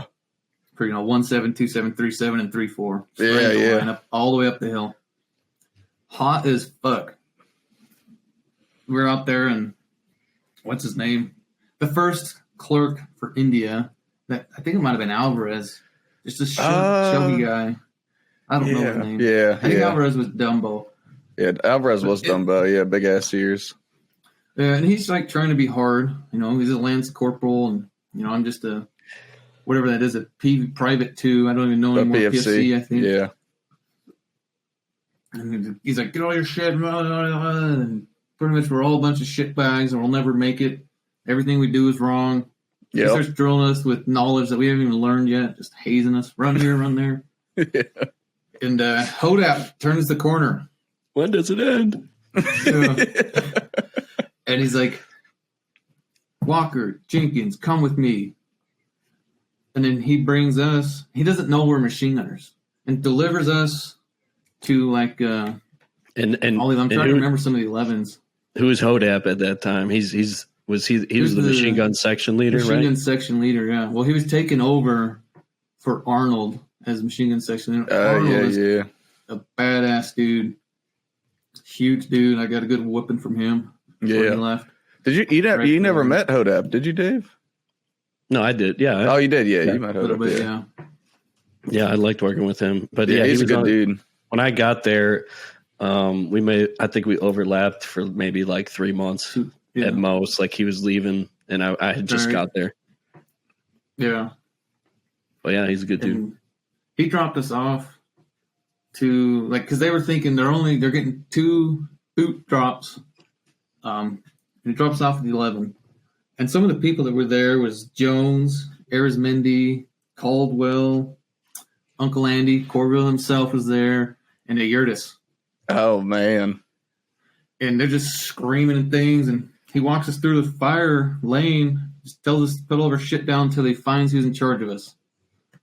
We're out there playing dodge the beer bottles, and all the seniors are up there just throwing shit at us like crazy. I think this was the time I saw, and I won't say any names, but 2 Marines that just got back from Afghanistan had taped a junior Marine between a mattress off the second deck and tossed his ass over it. He just goes fucking down and slam, and I'm like, oh my God. You're like, what the fuck have I got myself into? Yeah, I got 3.5 years of this. Here we go. It was insane. And Sergeant Haskell was there. Sergeant Haskell was just insane. Like, good dude. And it was a good time. We had to clean all that shit up. And by the time we get finally, the 11s get tired of hazing us. It's like 2 a.m. And we go, I think it was, I can't remember his name. He was a corporal in 2nd platoon. I think I don't know. It might pop into my head. But it's like, go to bed, be up by this time. The hallways better be clean, and all that beer and glass out there better be clean by like formations at 06. So you're going to wake up in 2 hours and clean everything up. I was like, oh, okay, we're going to do this. But I told him, I was like, Corporal, I'm not an 11. I'm a machine gunner. And he's like, bullshit. Screaming and everything. And I'm like, just shaking like a pussy. Pull out my infantry machine gun basic course and show him. You got your certification. And he goes, oh, fuck. Okay, follow me. Goes and wakes up Hodap. Like, these guys are yours. Hodap's like, go to bed. Like, okay. So go back down to the 11th floor, into the room we have. I actually have the door sign from my original room. We ripped it off in one of the crazy nights, and I kept it. You still have it? That's awesome. Yeah. But yeah, that's how I got the introduction to 29 Palms. From then on, it was kind of history. Yeah, man. Typical ass whippings. NJP right off the bat, first month in. Let's get that knocked out. Yeah. Trevor, I call him Trevor. We're all first name now, but Trevor Jenkins. Now, he'll probably talk shit for bringing him up, but he's going to be on this show anyway, so that's all right. He'll say his side of the story and what he remembers. That's all right. Yeah. We get to the room. We'll let him give a rebuttal. Yeah. He'll have his chance on the stand.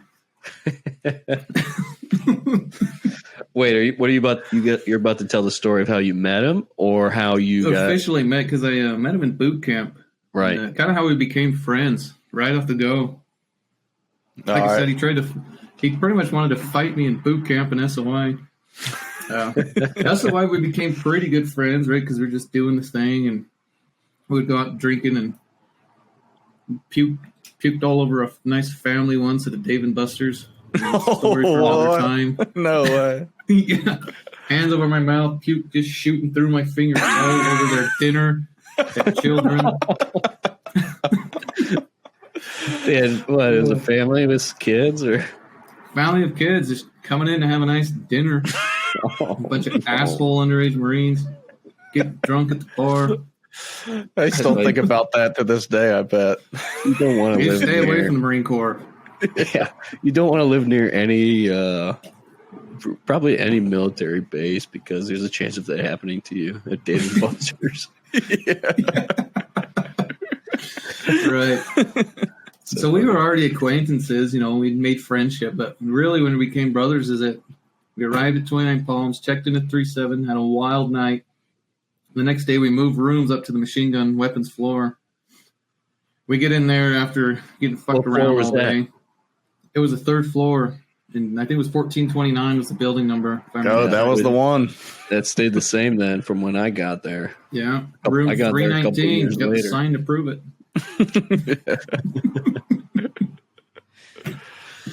Oh man, so we get in the room and he starts hanging shit up all over the place. He's a crafty guy. Really good with his hands. Yeah. Trust me. Yeah, in a couple ways, huh? This was He'd break those 2x4s in one blow. Tell you something about hardwood. this was you and Trevor were roommates right off the bat, is what you're saying? Yeah, right off the bat. Because next door to us was Casey or Caldwell and Yaya, or a Yurtis. It's Devin a Yurtis. We called him Yaya because at first that name's hard as fuck to pronounce when you're screaming it. I still call him Yaya to this day. I don't know if you'll get him on the show, but man, he's got a wild story too. Yeah. More after the Marine Corps. We'll let him tell it. Yeah, we'll try to get him on there. Yeah, and directly across is Tejas himself in Corville. Hell yeah, I forgot they were roommates. Oh man, Corville used to ball him up like a bugger and put him in his place all the time. You just hear rustling going on behind the door.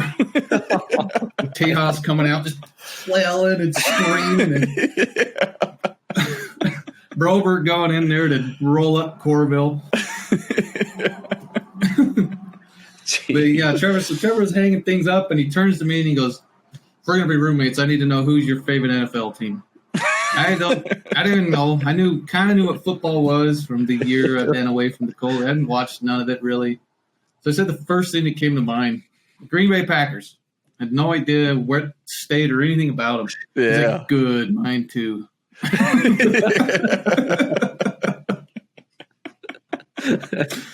And he goes, "What kind of music do you listen to?" I was like, diffused a conflict. Yeah. That could have been the ass whooping that was pending. And then so what he asked you, the music type? You go, "What's your favorite music type? What do you listen to?" I was like, mostly country, but a little bit of anything. I think at the time the big hits were 1738 by some dude missing an eye and Clubs Going Up on a Tuesday. Yeah. I don't even know who sings them. I just remember, and Mac Miller. Just getting drunk as hell every day listening to that shit after our good hazing session. That's right. So that's kind of how we made friends. Times. It worked out great because I was kind of a germaphobe, clean freak, and he was a very free spirit. So there's like this clean line. That's a nice way for saying a dirty motherfucker. This nice line between the middle of the room. Every night I'm folding my clothes out and getting exactly ready. Yeah. And he's over there digging through a pile of shit that's either clean or dirty, trying to find his. Good dude. I'm not trying to talk trash. I'm a no, he'll own it. Too. He'll own it though. Dude, that is the crazy thing that people are always surprised by when I just try to describe the barracks. It's like, they're used to dorm rooms where people go off in there. They share a room, but they might have separate sleeping areas. Although, they got like a common area. I know there are some dorms where it's just like a couple bunk beds in there, and that that is similar to what we had.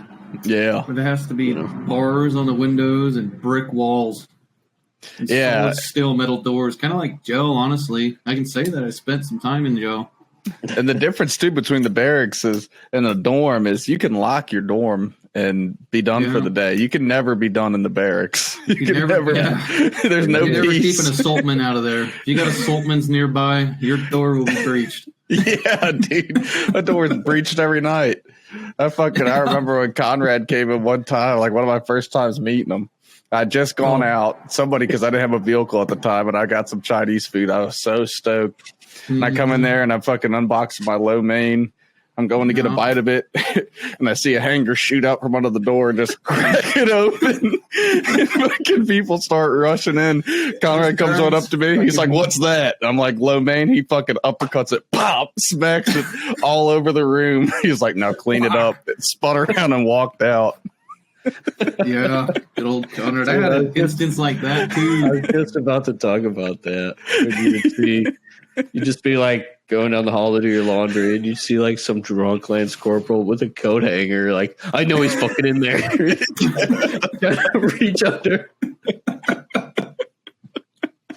Reach under the door to open the handle. Very similar experience, and I can say it now because it's been so long. Like, nothing can happen to the people, and I honestly don't think it was hazing. Just a part of my upbringing. Yeah, similar experience. It was good stuff. Yeah, Trevor and I are just in there drinking, needed. of course. Sorry, I keep bringing up alcohol. That's all right with whoever's listening. If you don't like hopefully it, they're drinking a beer listening. Yeah, and same thing. The coat hanger comes in, goes up. I'm like, what the hell is going on? Like, there's this jackass trying to just slide shit into my room, whatever. Next thing I know, I get bum rushed. Landry's in my room, Grigsby, Conrad. Yeah. And I think Those are the one big of their 11. tickets. Yeah. Shit is like a tornado in there. You know, they say getting tornadoed or shark attack or whatever. It was a full blown tornado. Yeah. I don't know how they're measured, but it was definitely one of the higher ones. Conrad and Grigsby are balling up Trevor in his blanket, just beating the shit out of him. You can tell they're drunk. We're drunk. Right. Yeah, man. And Landry just looks at me. He's like, "You gonna get up and get in the shower? I'm gonna have to make you." I'm like, "Okay." I'm like, "I guess I'm about to get touched." And he fucking, as soon as I get in there, I'm like, "You want me to?" He's like, "Just keep your clothes on, get in there." I'm like, "Okay." And he rips my shower curtain off the wall. Yeah, rips my fucking curtain off the bar. I think the bar actually came down too, and it was used to beat me into shape. And I get wrapped up in this fucking shower curtain, and he turns the shower on and fills it up. And he's squeezing me so hard that the water starts coming up over my head. Just, and I just feel things smacking me. And I'm like, "Oh, this is how it goes out. At least it ends here." You know, and it didn't last long, right? Obviously, I'm still alive. The next thing, he just rips the curtains, spinning me like a top.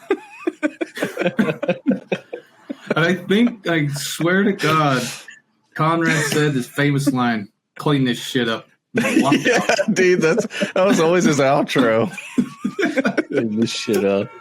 And I'm like, "All right, okay, start cleaning it up." You're sitting there. I don't know how Hodep got involved. I think Hodep spitting up water. Somehow Hodep comes in. I never should have left my family. He heard the commotion. And so he came out in the hall, and when they all walked out, he walked in.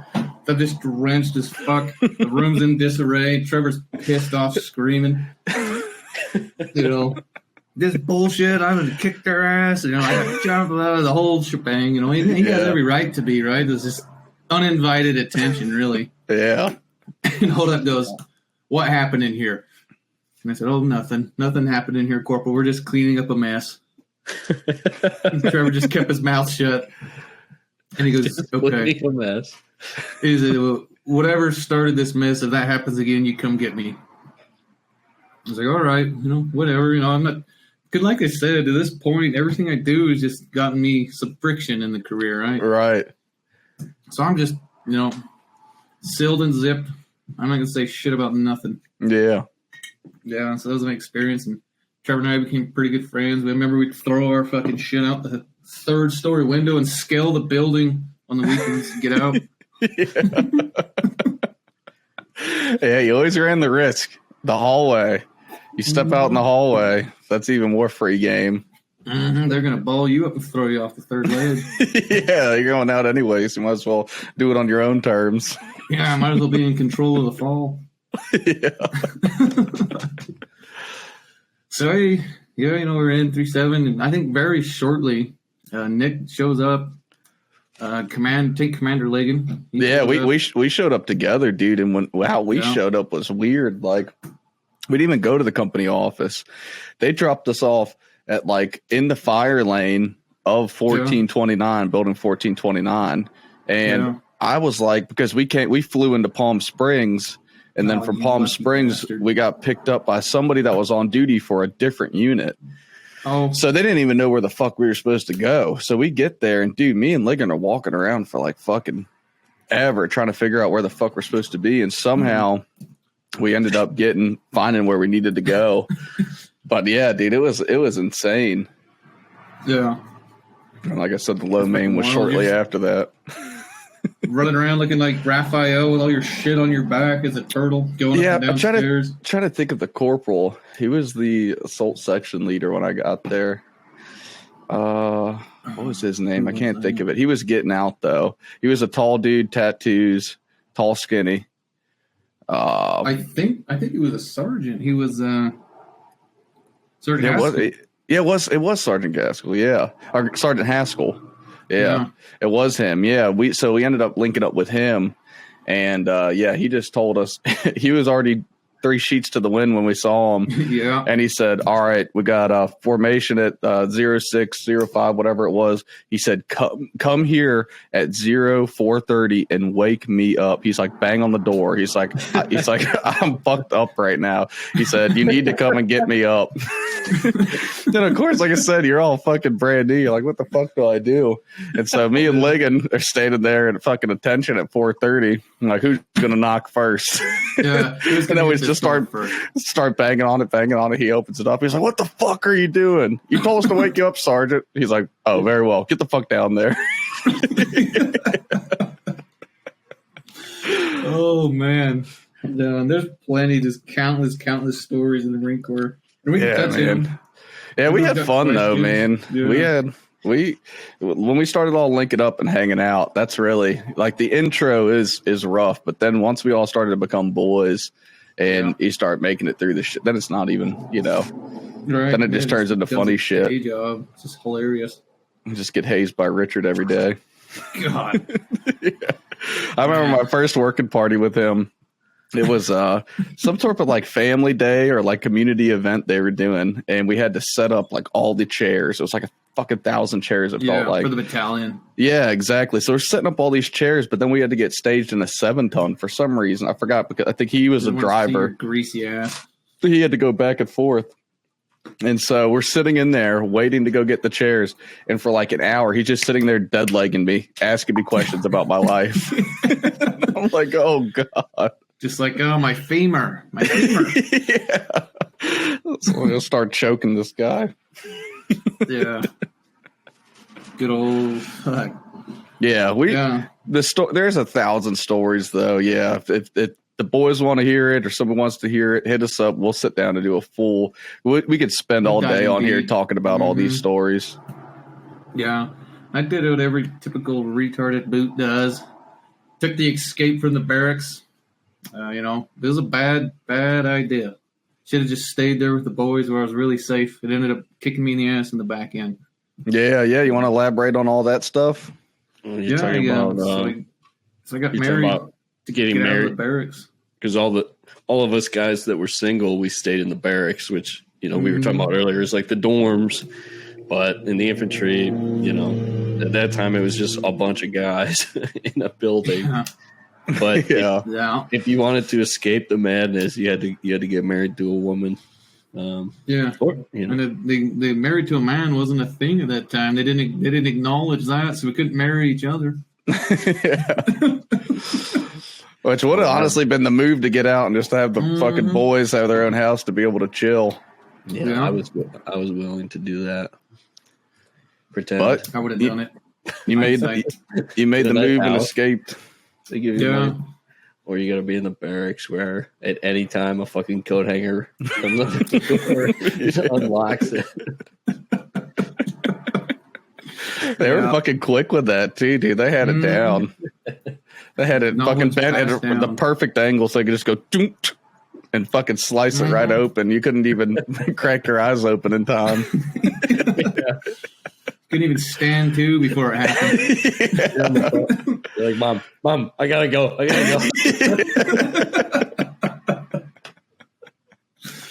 Shit. Oh, So I did that.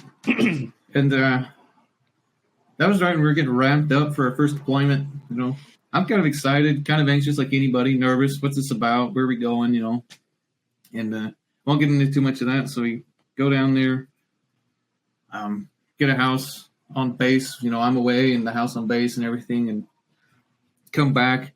You know, finally got my Jade after a year away from her. Yeah, she's living there, so that was a good thing. Yeah, that's awesome.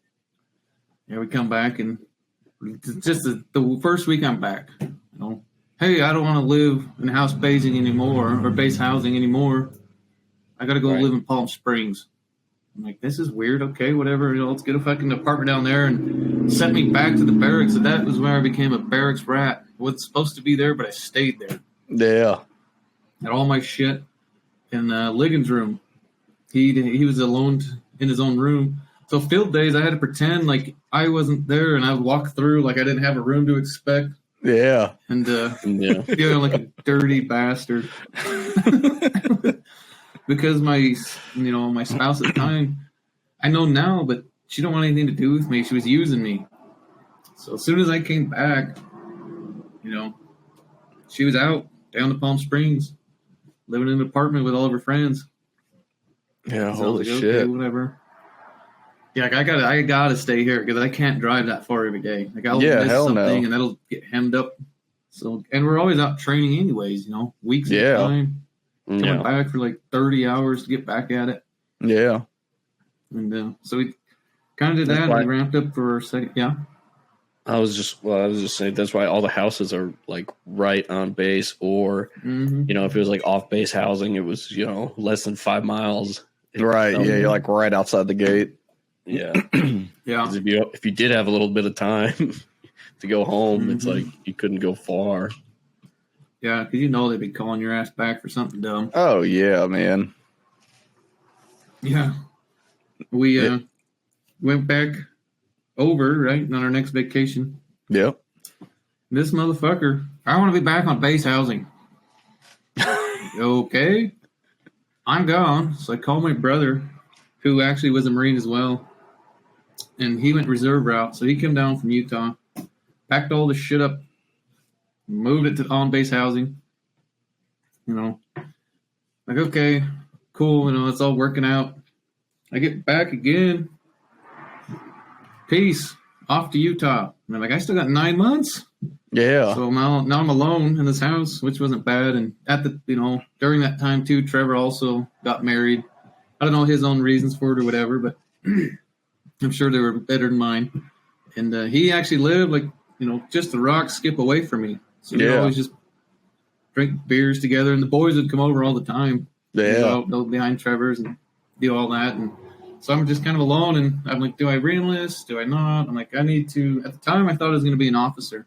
Yeah. And this is my exit route. I was like, I really love the military. It's the best thing for me. You know, let me go out, go to school, use my GI Bill, and commission back in. It's like, okay. So I get off contract like a dumbass.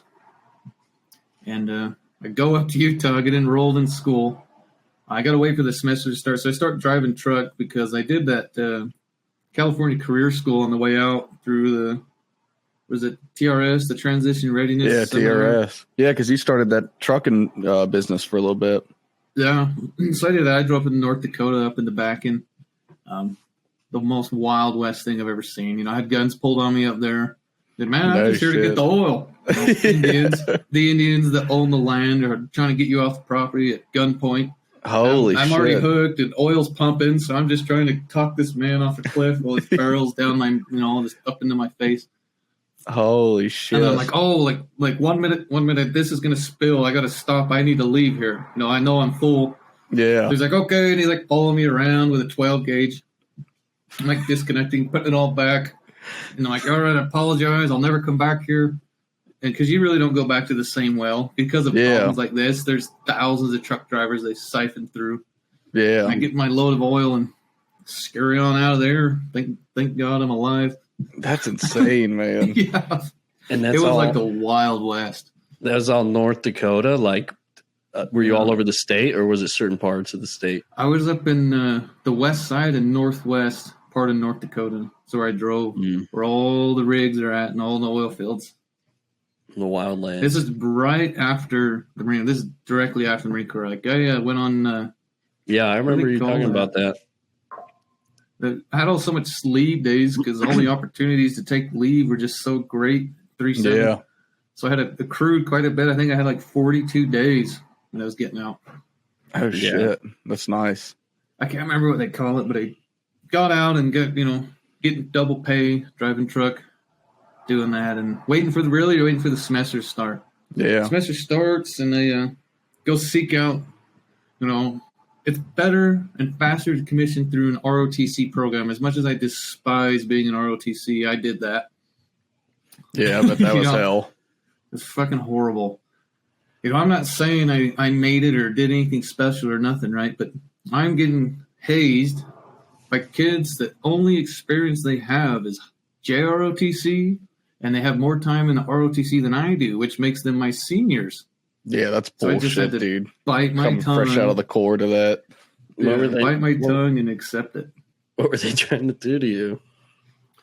They would do the dumbest shit. Like, they'd be asking, like, how do you set up a fob? How do you patrol? And I would tell them exactly how. I'm like, you're wrong. Yeah, you're like, okay. And I'm like, go get the pub. Yeah. They had some like outlined way of saying it, probably, like. Probably. And it could have been, too. I guess I missed this. We should probably back up a little bit. When I went to apply to ROTC, I applied to the Marine Corps ROTC first. Well, it's actually the Navy ROTC, and then in there, there's the split between the two branches, right? Yeah. It's all Department They of the denied Navy. me. Did they? Yeah. What was their basis for denial? The application was rough. You had to write why you want to be an officer, especially if you're prior enlisted. They really don't want you to be an officer. The Mustang is very hard. It's easier to go from enlisted to officer if you stay in and do the green to gold. If you get out and try to do it, it's pretty much impossible. And the excuse they used was like, tattoo right here, this sexy World War II chick dancing around this 240 like a pole. So it was degrading to women and not within core values. Wow. And I was like, what are you talking about? It's the most Marine Corps thing out there. Yeah. It's a stripper dressed in World War II or, Marine Corps dress with a flag behind it and the 240. Yeah. What's the issue with that? On the MOS down the back, whatever. Like, what is not Marine Corps about this? I'm like, oh, well, the German saying on the inside of your arm says belligerent brother, and that's just not officer material. And I was like, fuck you guys then. Yeah. And that's how I transitioned into the Army, because I got turned away by the Corps. Damn. They didn't care about the tattoos? No. The Army is very relaxed. In the Army, you can have one neck tattoo on each side and hand tattoos. and you can be 300 pounds and 50% body fat. Yeah. So I went into the ROTC or whatever, and I started drilling because I don't want my time to have a gap in service. Yeah. So I wanted to just keep going. So I just went right down and joined the Army. And they're like, what do you want to do in the Army? I was like, well, I don't know what I want to do in the Marine Corps. I just let the Marine Corps choose. So you just tell me what I'm going to do, and I'll just do that. Yeah. And they're like, oh, you got a CDL. You'd be a great motor T or fueler, because I was hauling oil already. Yeah. And I was like, which one has a bigger bonus? Like, fueler. It's $20,000 before taxes. And I was like, oh, great. This, never had a bonus in my life. Yeah, I'll take it. Yeah. So, but the trick about it is there's all these hidden things. Like, it's after your 2 years of good service and you're all classified and reclassed into the proper MOS and all that. Within those 2 years, I went going through a divorce and ended up in the pound. I mean, for the reasons why, it doesn't really matter. Right. None of it was true anyways. Right? The state dropped the charges. It's all good. But it's on my record that it happened. So it's very hard to get jobs nowadays or do anything. Because they look it up and they're just like, oh, this greasy bastard. Yeah, and you talked about earlier, you think that was too orchestrated in some degree by the cult? Yeah, exactly. Yeah. Thank you for bringing that up. I had forgot. Do you want to go into more detail? Because I remember my point of view on all that was when we had just gone to Ligon's wedding. Yeah. Ligon's wedding? Oh, yeah. We did that. And then I was out, I know like me and more, we were out on a deployment and we weren't getting Wi-Fi or anything that often. And I remember just getting like messages, like bits and pieces from maybe we had a group chat or something going at the time. But just hearing like, I never did like sit down and talk to you about like the full story, because you know how it is. Like when you're out on deployment, you miss like 7 months goes by and you're just like, I don't fucking know what happened. I just want to get home and life goes on. Yeah. Catch up later, Yeah.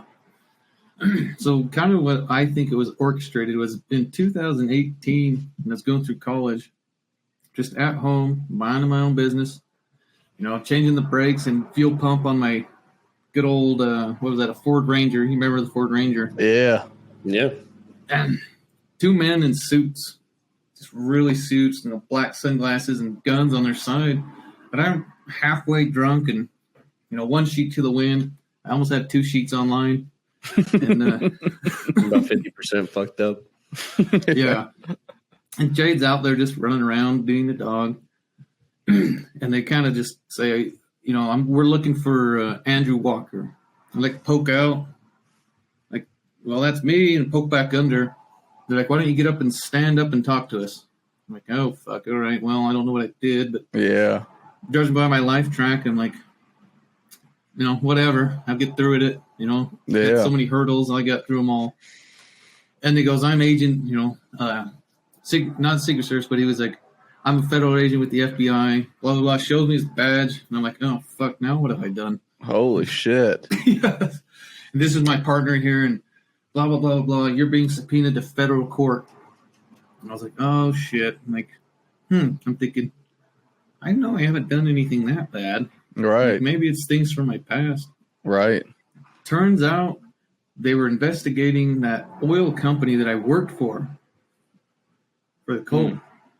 No shit. I worked for them for 9 months.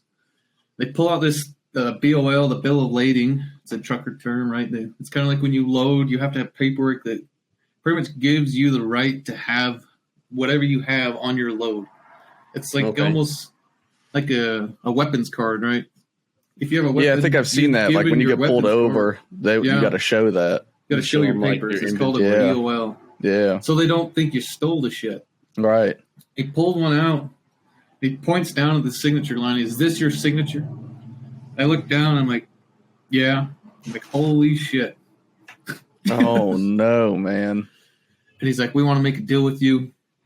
Pretty much whatever the deal was. Like, you'll be let off free, but you have to testify against Jacob Kingston and all those boys. And that was my family. And I'm like, okay, sure. As long as I'm not going to get wrapped into nothing, I'll happily do whatever. Just don't come back. So I went in and testified against my own family in federal court. Holy shit. Wow. And it really pissed them off. Then some really weird things started happening, like windows in my truck got busted out, all my shit was stolen out of it. Just weird things that normally wouldn't happen because I lived in a nice neighborhood next to the college. Yeah, that shit that they were doing. Yeah, and shortly after that, it's good to know here, my ex-wife came from the same place. So that was her family, too, that I testified against. Shortly after that, the divorce started getting popped up and started happening. So I'm like, oh, this is really weird, Yeah. It is what it is now. I'm very happy. I'm very happily married now. I wouldn't be as good as I'm doing now if I hadn't gone through all this terrible stuff. Right. And all these weird things and accusations and, oh, you did this and you were, the typical sleeping around and all this stuff. I'm like, what are you talking about? What is going on? I'm like, okay, it is what it is. And she moved out back into a cult house. for a group house, religious house. And Back I was around. living alone again, but nothing. I'm not, I'm used to it already. Yeah. And, To go back around the Salt Lake area. yeah, I have no idea. Cut off everything after I got out of jail, but Yeah. yeah. So it's like typical things, you name it. There wasn't really much bickering, but it was kind of like I wasn't really out to get anyone, but I was just kind of going, taking the punches as they came. Yeah, they must have just been mad that you fucking left and then that whole testifying shit. Then yeah, they were pissed. It sent 4 people to prison, and 2 of them were numbered men. Oh yeah, they were fucking probably fired up. Yeah, they were mad as hell. So that was my way of going toe to toe. Yeah, dude, that's good though. What were they? What were the charges? Was it because they were having people go take this oil that they weren't authorized to take, or like what was the charge? So the scheme of it all, good old Uncle Obama. I think he's your uncle, right, Dave? President Obama. He was the president at the time, but they were really leaning towards clean energy and biodiesel and the environment and all that, which is good, right? We probably should take care of the environment if we're going to live here. But he gave this $1 tax credit for every gallon of fuel you make and sell. You get $1 for that gallon of fuel. So they set up WRE and United Fuels, 2 separate companies, and WRE would make fuel and sell it to United. United would make fuel and sell it back to WRE. And so what really happened is they bought about 500,000 gallons of fuel. And I worked at United Fuels down in Texas, so I was in Galveston for about 9 months. 17, 18 years old, somewhere around there. And they would ship it down. They'd sign it from WRE, put it in tanker cars, and ship it down to me. And I was the only one down there, and they'd send me a couple helpers, whatever. And I ran a whole transfer station. I would offload the train. Each car would hold about 44,000 gallons. So I get 6 or 7 rail cars, a week. I would download them, and I would pump them through the meter because it was all electronic metered. So it would read how much fuel went in. And I would turn around, and those carts would leave, and then carts would come back. And I would fill them back up with the same fuel. And you'd get some lost in, filtration and things like that. Yeah. And then it got to the point, where they would still shipping 6 cars, but only 5 of them were full of fuel. And the 6th one, they were told me to fill it up with water. So I filled it up with water and then wrote the BOL, like I was told, to say biodiesel. Now, when it would get there, and everything would say biodiesel, it looked all legit. It would get up there, and they would take the water one, and they would just drain it into a field, and then take the bio off and pump it back on, and then ship it back. And every time it moved, they were getting $1 per gallon. Yeah, that is insane. And they were fucking playing that system. Yeah, during tax season, after 4 or 5 years, I think the IRS caught on. You keep getting all these tax credits. You're claiming all this fuel was sold and moved, but the true market and distribution places haven't seen this fuel yet. They finally caught on. They're selling it to themselves. Right. Which started an investigation. Yeah, it's never going out to the market. Yeah. It's just in between 2 companies. So when they showed me the BOL, I was like, oh, shit, yeah, I did sign that. Damn, yeah. But like I said, you didn't know what the fuck any better. You're just doing. Yeah. Yeah. Damn, dude. So they worked me up a deal where if I testified, and I showed them on a map exactly where the transfer station was, and I showed them, in this field is where I was told to drain the water. If you go test the soil, I guarantee you it has oil in it. Yeah. The tanks weren't purged. Right, yeah. They're still going to be residual. Mm-hmm. And they went down there, tested. And once they did that, and then they trusted me. Yeah. I was their informant. Because before that, they were just kind of we'll work a deal, but you got to tell us everything you know now. Dude, yeah, I bet that was sketchy as fuck. Mm-hmm. It was wild. Man. Going up in federal court here in Salt Lake City. I come out from the safe room. They asked me, do you want, what do they call it? Do you want to be put in a safe house? Do you want security? And I was like, nah, fuck them. Witness protection. Protection, yeah, witness protection. Damn, dude. I was like, no, man. I was like, it won't do any good anyway. Just let them come at me if they choose. They're like, are you scared? I was like, dude, I just got out of the Marine Corps and I don't give a fuck. Yeah. Come at me. Like, if it is what it is and they take me out, then that's just the way it goes. Yeah. It doesn't matter. So what you got going on now, brother? So After all that crazy fucking life, and you're still a young man. That was all before I turned 25. I went through all of this before turning 25. That is nuts, man. Imagine what some people nowadays at 25, they fucking they never left the house. Yeah. Well, what I'm doing now kind of started when I got out of jail and got through my case. It took about 12 months. I really didn't have to fight it much, which was nice. Yeah. The court makes you provide discovery, pretty much prove these charges, and they weren't able to. Yeah. Because obviously none of that shit happened. So I just kind of showed up to court and I hired a lawyer. And it all worked out well. But the best part of it all is when I went to jail, I was in the Army. And the dude who I was living with Jamie at the time, I had no reason to be. I still had my condo, but he asked me to move in with him just to keep an eye on me, make sure I don't do anything stupid. Because we had just had some rough times with the boys. Yeah. All this was going on. So it's like, yeah, I'll move in. And so Jamie went to work one night. He's a police officer. He's actually a very stout. He's a very good SWAT officer now. He's a breacher on the SWAT team. Yeah, we're gonna get his ass on here. I won't tell much about what he does, but it's pretty fucking sick. Yeah. So I live with him. He goes to work. I end up in jail. And he takes someone to jail that night, so that's a story for another time. And I'm in the Army. The sheriff that received me is my platoon sergeant in my Army unit. He's the one in the jail working and receives me. And he was just working an overtime shift. He wasn't supposed to be in receiving. Yeah. Then I get put in whatever. I think I was in the come down quarantine for 3 days. And then I got put in the psych ward for 5 because they said, you're way too calm for the charges against you. Do you mind if we do an evaluation? I'm like, you got a job to do. I understand. Yeah. That was a bad idea. Stripped me naked. Put me in a place with crazy people. Holy hell. Never turn the light off. Sleeping on a concrete floor. Just Marine Corps stuff. Yeah. At least you were trained for this. Yeah, who hasn't fallen asleep naked on the barracks floor? Yeah. Yeah, so it is. And we can get into that if they want to hear it. We can get into my month or so time there. And I get out of the insane asylum, for the lack of better words. What was this place called? I was in jail. I was at Salt Lake County Jail. And they called me, it's a psych ward. I was up in the psych ward. Holy fuck. They said I was too calm.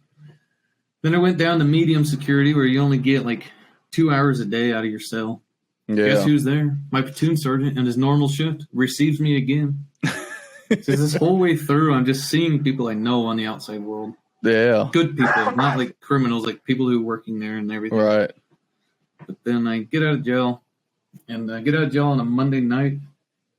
And that first Saturday, I got no business being around alcohol at all, right? I'm on AP&P, which is adult parole and probation. Yeah. Checking in with the sheriff once a week and doing all this crazy shit. But I meet my now wife that Saturday. So all of this, everything I've been through in life led me up to that moment. Yeah. That's fucking awesome, man. Very happy. Everything's just water under the bridge. Yeah, and that's like the epitome, man, of everything happens for a reason. If you didn't live the life you've lived, you probably would have never met her and all that. Yeah. That's fucking good stuff, man. But I get back into school and kind of get to where I'm doing now. I graduated in 21. All this happened in 2019. I graduate in 2021 with my Bachelor's of Science in Finance. And any bachelor, I think, are all equivalent. They're very, you got to work for them. They're not handed out. Yeah. As everyone knows. And I'm applying to all these big firms all over the United States, all over Salt Lake City and close by states. And all of them deny me. when they run my background, they say I'll never work in a financial institution. I should probably just go find a job that allows people with backgrounds like mine to go to work. So it was very disheartening. Yeah, it was hard to go through because here I am with a college degree thinking I'm going to go out and, make a living. Yeah. And they all turned me down. But I kept applying anyways. One firm got tired of seeing my name because I applied to every open role in the United States for this firm. Yeah. And that firm is Goldman Sachs. And I can't speak much, or I definitely don't speak for the firm. But they took a chance on me. And they hired me, and I've been there 3 years now. So I'm a senior financial analyst at Goldman Sachs in the asset management division. When I started at the firm, because of all this hardship, I was trying to get a job. I was like, I got to have something. And I still had quite a bit of time on my GI Bill. Mm-hmm. So I was like, okay, I applied for grad school. If I can't go to work, I could at least write out this GI Bill until I get something figured out. Yeah. And wasn't really getting any grip there, didn't have a job anywhere. So I was like, I got to have an income while I'm in this lull. So I start my own transportation company. So I'm doing that. And like a month after I get that going, I get some good contracts. Just doing hot shots, just truck-sized load. Just like, they're called hot shots. So you have like a 1-ton dually pickup, whether like a 42-foot flatbed or, fifth wheel trailer. And I had contracts with Cat Wheeler and John Deere because their hub is in Salt Lake City, and they got satellite stores up in Wyoming, southern Idaho, and like St. George was about 300 miles away on the edge of Utah. So every day, during the night, I'm taking Cat Wheeler tractor and equipment down to St. George and coming back. So 600 miles. It's like a 10-hour ordeal. And then my brother, he kind of needed a job too, so he's running the days, and he's turning around and burning up to Wyoming, taking John Deere up there and up into southern Idaho, like Pocatello, Blackfoot area, Idaho Falls. I know it means nothing to you guys because you're from the East Coast. You don't know that Spud State where Potato Head was born. But like a month and a half after that, I'm out at AT, annual training for the Army, in this little wonderful base called Hunter Liggett. And it's actually, everyone in the Army hates it, says it's the worst base ever. But it's like Pendleton. It's right there on the coast. None of them have been to 29 Palms. They don't even know what 29 Palms is. Yeah. Wait, where's it at? I finally get service. It was up by Monterey, just north of Monterey in Pismo Beach, Central Cali. Okay. And so San Luis Obispo. That's like the 2 week. Is it like when you're in the reserves? It's like 2 weeks annual training. You do it in the summer or something. 2 weeks of annual training, but I'm always doing like 4 weeks or more because I'm on the advanced party, the whole exercise, and then trail party. Doing the whole thing. But so I'm out there, right? So I got this business I just started. My brother's running it while I'm gone. Trying to get into grad school or get a job, just anything to make an income. Yeah. And for some reason, my phone gets service because we're out in the field in the mountains of Central Cali. And it gets like one bar, and I get a ding on my email. I'm like, that's whatever. And like, I don't give a shit about my email. But because I was applying to jobs, I was like, I'll open it. I open it. It was a job offer from Goldman Sachs. Damn, dude. And they wanted me to start that next Monday. And I replied, I was like, I accept this offer, but I do have to say, I'm training right now for the military. I won't be back until 3 weeks. Can I start then? And then kind of in my head, I'm like, if not, then that's okay. It's just not meant to be. Right. And they come back like, absolutely, thank you for your service. You can see, we'll move your start date out to June 28th, whatever. So Friday was my 3-year anniversary there. Man, congratulations, okay, cool. brother. That's awesome. So I'm like, I got a shit-eating grin, just walking around on top of the world. That field life ain't bad. Like, I got a job. And I'm starting to wonder, like, how am I going to do a job and run the business? Like, okay, I'll do them both. I just won't drive. My brother can do all the driving. I'll do the book work. Cool. And in the meanwhile, I have my wife and 3 kids. I have 3 stepsons. Legally adopted 2, so I have 3 kids. Yeah. Right. And then I get back like, hey, I got a job and starting, the next Monday. I got back on a Friday. I got to start Monday. And, that all happened. And then about middle of July that summer, like 2 weeks after I started, I get an acceptance letter from the University of Utah for grad school. Oh, You're like, oh, shit. Like, holy fuck. Now what do I do? Yeah, you got grad school, new job, business, reserves. Reserves, and I got a wife and 3 boys at home. Yeah, that's a fucking So I tried handful. to do it. I tried to do it all.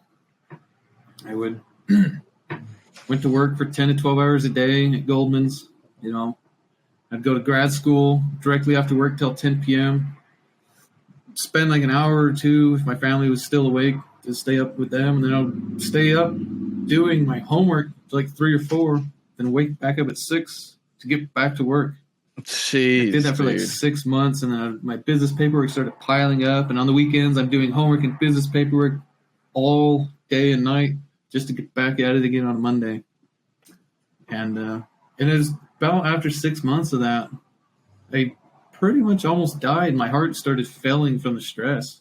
Yeah, dude. What was going on with that? You just started to, was there symptoms you had? I'm stressed just listening to all of it. Yeah, no, it almost sent me into a heart attack. Yeah. Just one day, just on the old shitter, I stand up, get all done with my business, and I stand up thinking I'm going to take care of things and be out back at it again. The next thing I know, I'm waking up on the floor of my bathroom. I blacked out. Holy from shit. Exhaustion and everything. And my head is pounding, my heart is racing, and I just feel like death. Yeah. Oh. So I call my wife and say, I don't want you to be alarmed.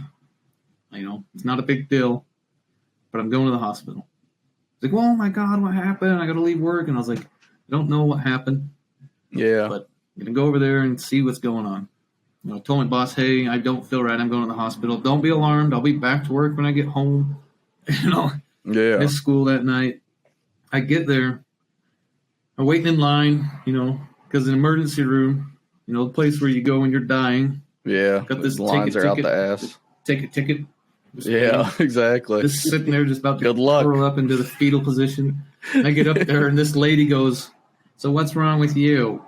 I'm like, well, I don't feel good. A look on her face. You don't feel good. Why don't you take a baby aspirin and change your socks? She goes, okay, well, sit in this chair. Someone will take your blood pressure. I'm sitting in the chair, and I'm about to pass out. I had no business driving there. I drove myself there. I take my blood pressure, and it was like 195 over 120. Holy shit, that's high. Usually you have a heart attack around 180. Yeah. And so I'm sitting there, and they start freaking out. They just rush me back. All of a sudden, I'm so important, I get to cut the next line. Yeah. I get put on this table. They're cooking shit to me, EKG, blood pressure, like every 2 minutes. They give me an IV and start feeding things into me to make my heart come down. Yeah. Once they get it under control, they're like, the doctor will be right in with you. 6 hours later, my wife showed up. She's like, are you okay? She's so sad. I'm like, yeah, I guess my blood pressure is high. I don't know what's going on. And they're like, we don't know what's wrong with you or why your blood pressure is that high, but you need to go see your primary care. Here's these pills to take, whatever. And the only reason I bring it up, because it's important to not overwork yourself, boys, and anyone out there. Like, the dollar is not worth chasing. Yeah, that level of stress, man, was obviously taking its toll on you. That is a whole lot to try to fit in every single day. Mm-hmm. So my advice to anyone out there is just get something you can stand doing or like doing if you're lucky enough. Make a decent living and spend life with the boys and your family. That's why we're doing this podcast, brother. Yeah, that's exactly what we're doing now. Laughing and de-stressing. Exactly. It is true. We talk about this stuff all the time. Just trying to slow down. I mean, look at Nick. Like, he went through, got his master's as well, working full time. Mm-hmm. Yeah, I was losing my fucking marbles too, man. Raising kids, like it's. I don't know. I think it happened.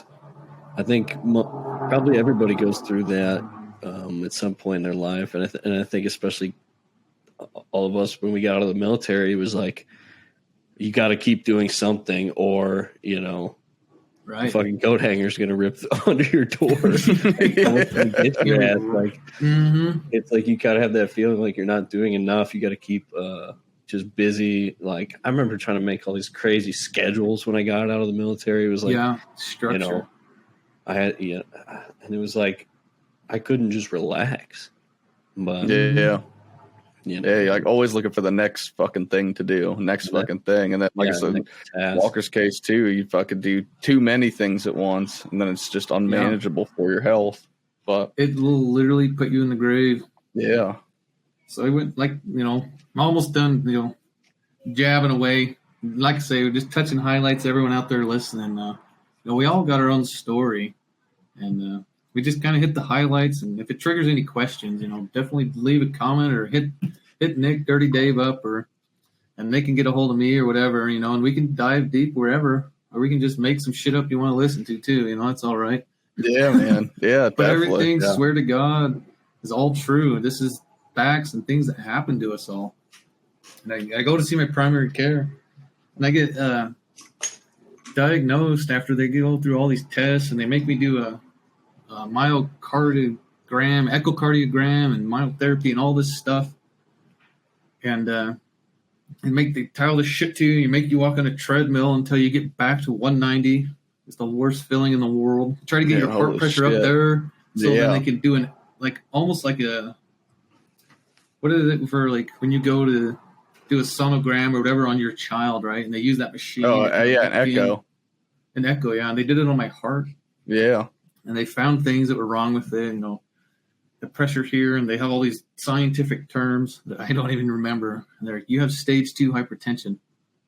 It's very serious. If you don't take these pills, like you won't make it to 30. And at this time, I was turning 27 soon. Jesus, 3 years ago. They're like, whatever you're doing in life, you need to stop doing that. Like, you have too much stress, your heart's overworked, and there's no going back. It's pretty much like, it's like wearing something out. Yeah, the damage is there, and now you have to maintain. But they told me, with these pills, you can live a long, happy life, into your 80s or 90s. And you probably, if you take care of yourself, you can get off these pills. It's just up to you. Right. So then I got this thing, and I started de-stressing. I shut the business down. I'm like, well, I can't stop the Army and not stop grad school. Yeah. So I go ahead. I furloughed a semester or whatever it's called, right? I'm like, okay, let me just cut one out, and I'll come back. Take a break. Well, and I came back and kind of just living life now, done school, working now, and I'm even to the point, I'm definitely very happy and thankful I could be at such a big global firm. Right now, we're the number one asset manager in the world. Yeah. Big competitors, BlackRock. Usually they take first, but we're always in the top 3. Yeah. I'm to the point now where I'm like, I think I'm ready to slow it down some more, start living. Yeah, brother. Yeah, well, you have every right to do that, man. It's about time for it. Yeah. That's my midlife crisis right there. There you go. Well, shit, man. I think we're about out of 2.5 hours. I think we'll wrap it up. But I think what Walker said too, if you have any questions for Walker or want to have him on again and elaborate more into these things, you got to, let us know. And I'm sure still, regardless, some point down the road too, we'll hop back on, get Walker in here for a follow-up episode. Yeah. But there's still so much we haven't gotten into yet. Yeah. Yeah. And get into the trenches. Talking, we heard about Jade earlier, but, and a lot of people know that, my dog is the offspring of your dog, Jade, which is pretty cool. And we can get into that whole story too next time. Yeah, that's a wild story. Yeah, that is a wild story. It would take up about probably 20, 30 minutes by itself. But yeah. Well, thanks, Walker, man. I mean, what a fucking crazy life, brother. And thanks for coming on and sharing all that shit and getting it out there. Because I think it's important for people to hear, too, not only the beginnings of your life, but all that shit you went through, how you kind of were resilient through that, and how all of that led into the military. And then even the shit that followed after that led to you getting your wife and your beautiful family. And then now with the health things too. I mean, that's an important message to get out to people that get stuck in that, like Dave was saying too, with that mindset. Now, brother. Yeah, that mindset will fucking put your ass in the grave. So that's not telling anybody to go out there and get shit done, but you got to know your limits and know when to it's kind of okay to back have off. Exactly. Yeah. Well, hell yeah. Well, anybody that's listening, go ahead, drop a like, drop a subscribe. We'll post a couple links here at the end of the video for anybody to check out if you want to check them out. But appreciate anybody for watching. I don't know if you guys have any closing comments you'd like to make. I guess I would just say, thanks for having me. Loved it. Looking forward to hearing more about the other boys and their stories, like things that I didn't know, right? Just as simple as Dave's birthday. Yeah. Things like that. Yeah. I could actually foresee this after all the boys, have either had a chance to be on the podcast, whether, they choose to or not, that's fine. But we could do a fireside session. And could all meet up in person and just That would be record awesome. live. Yeah. Just have it be like just a bullshit session where we just kind of dive in a little deeper to whatever the subject of your guys' listeners, like, hey, I want to hear about this. We can get the boys that are actually there. Yeah. Just go through it. Yeah, that is a great idea. That is coming in the future. We're doing that shit. I think So, that's what I would leave. But yeah, thank you. Thank you, Walker, for being our first guest on the podcast. That was a lot of fun. And like I said, we're at like, almost over 2 hours, coming up on 3, I think. We could keep going for a while, and we definitely want to have you back on, man. It was a lot of fun. Yeah, absolutely.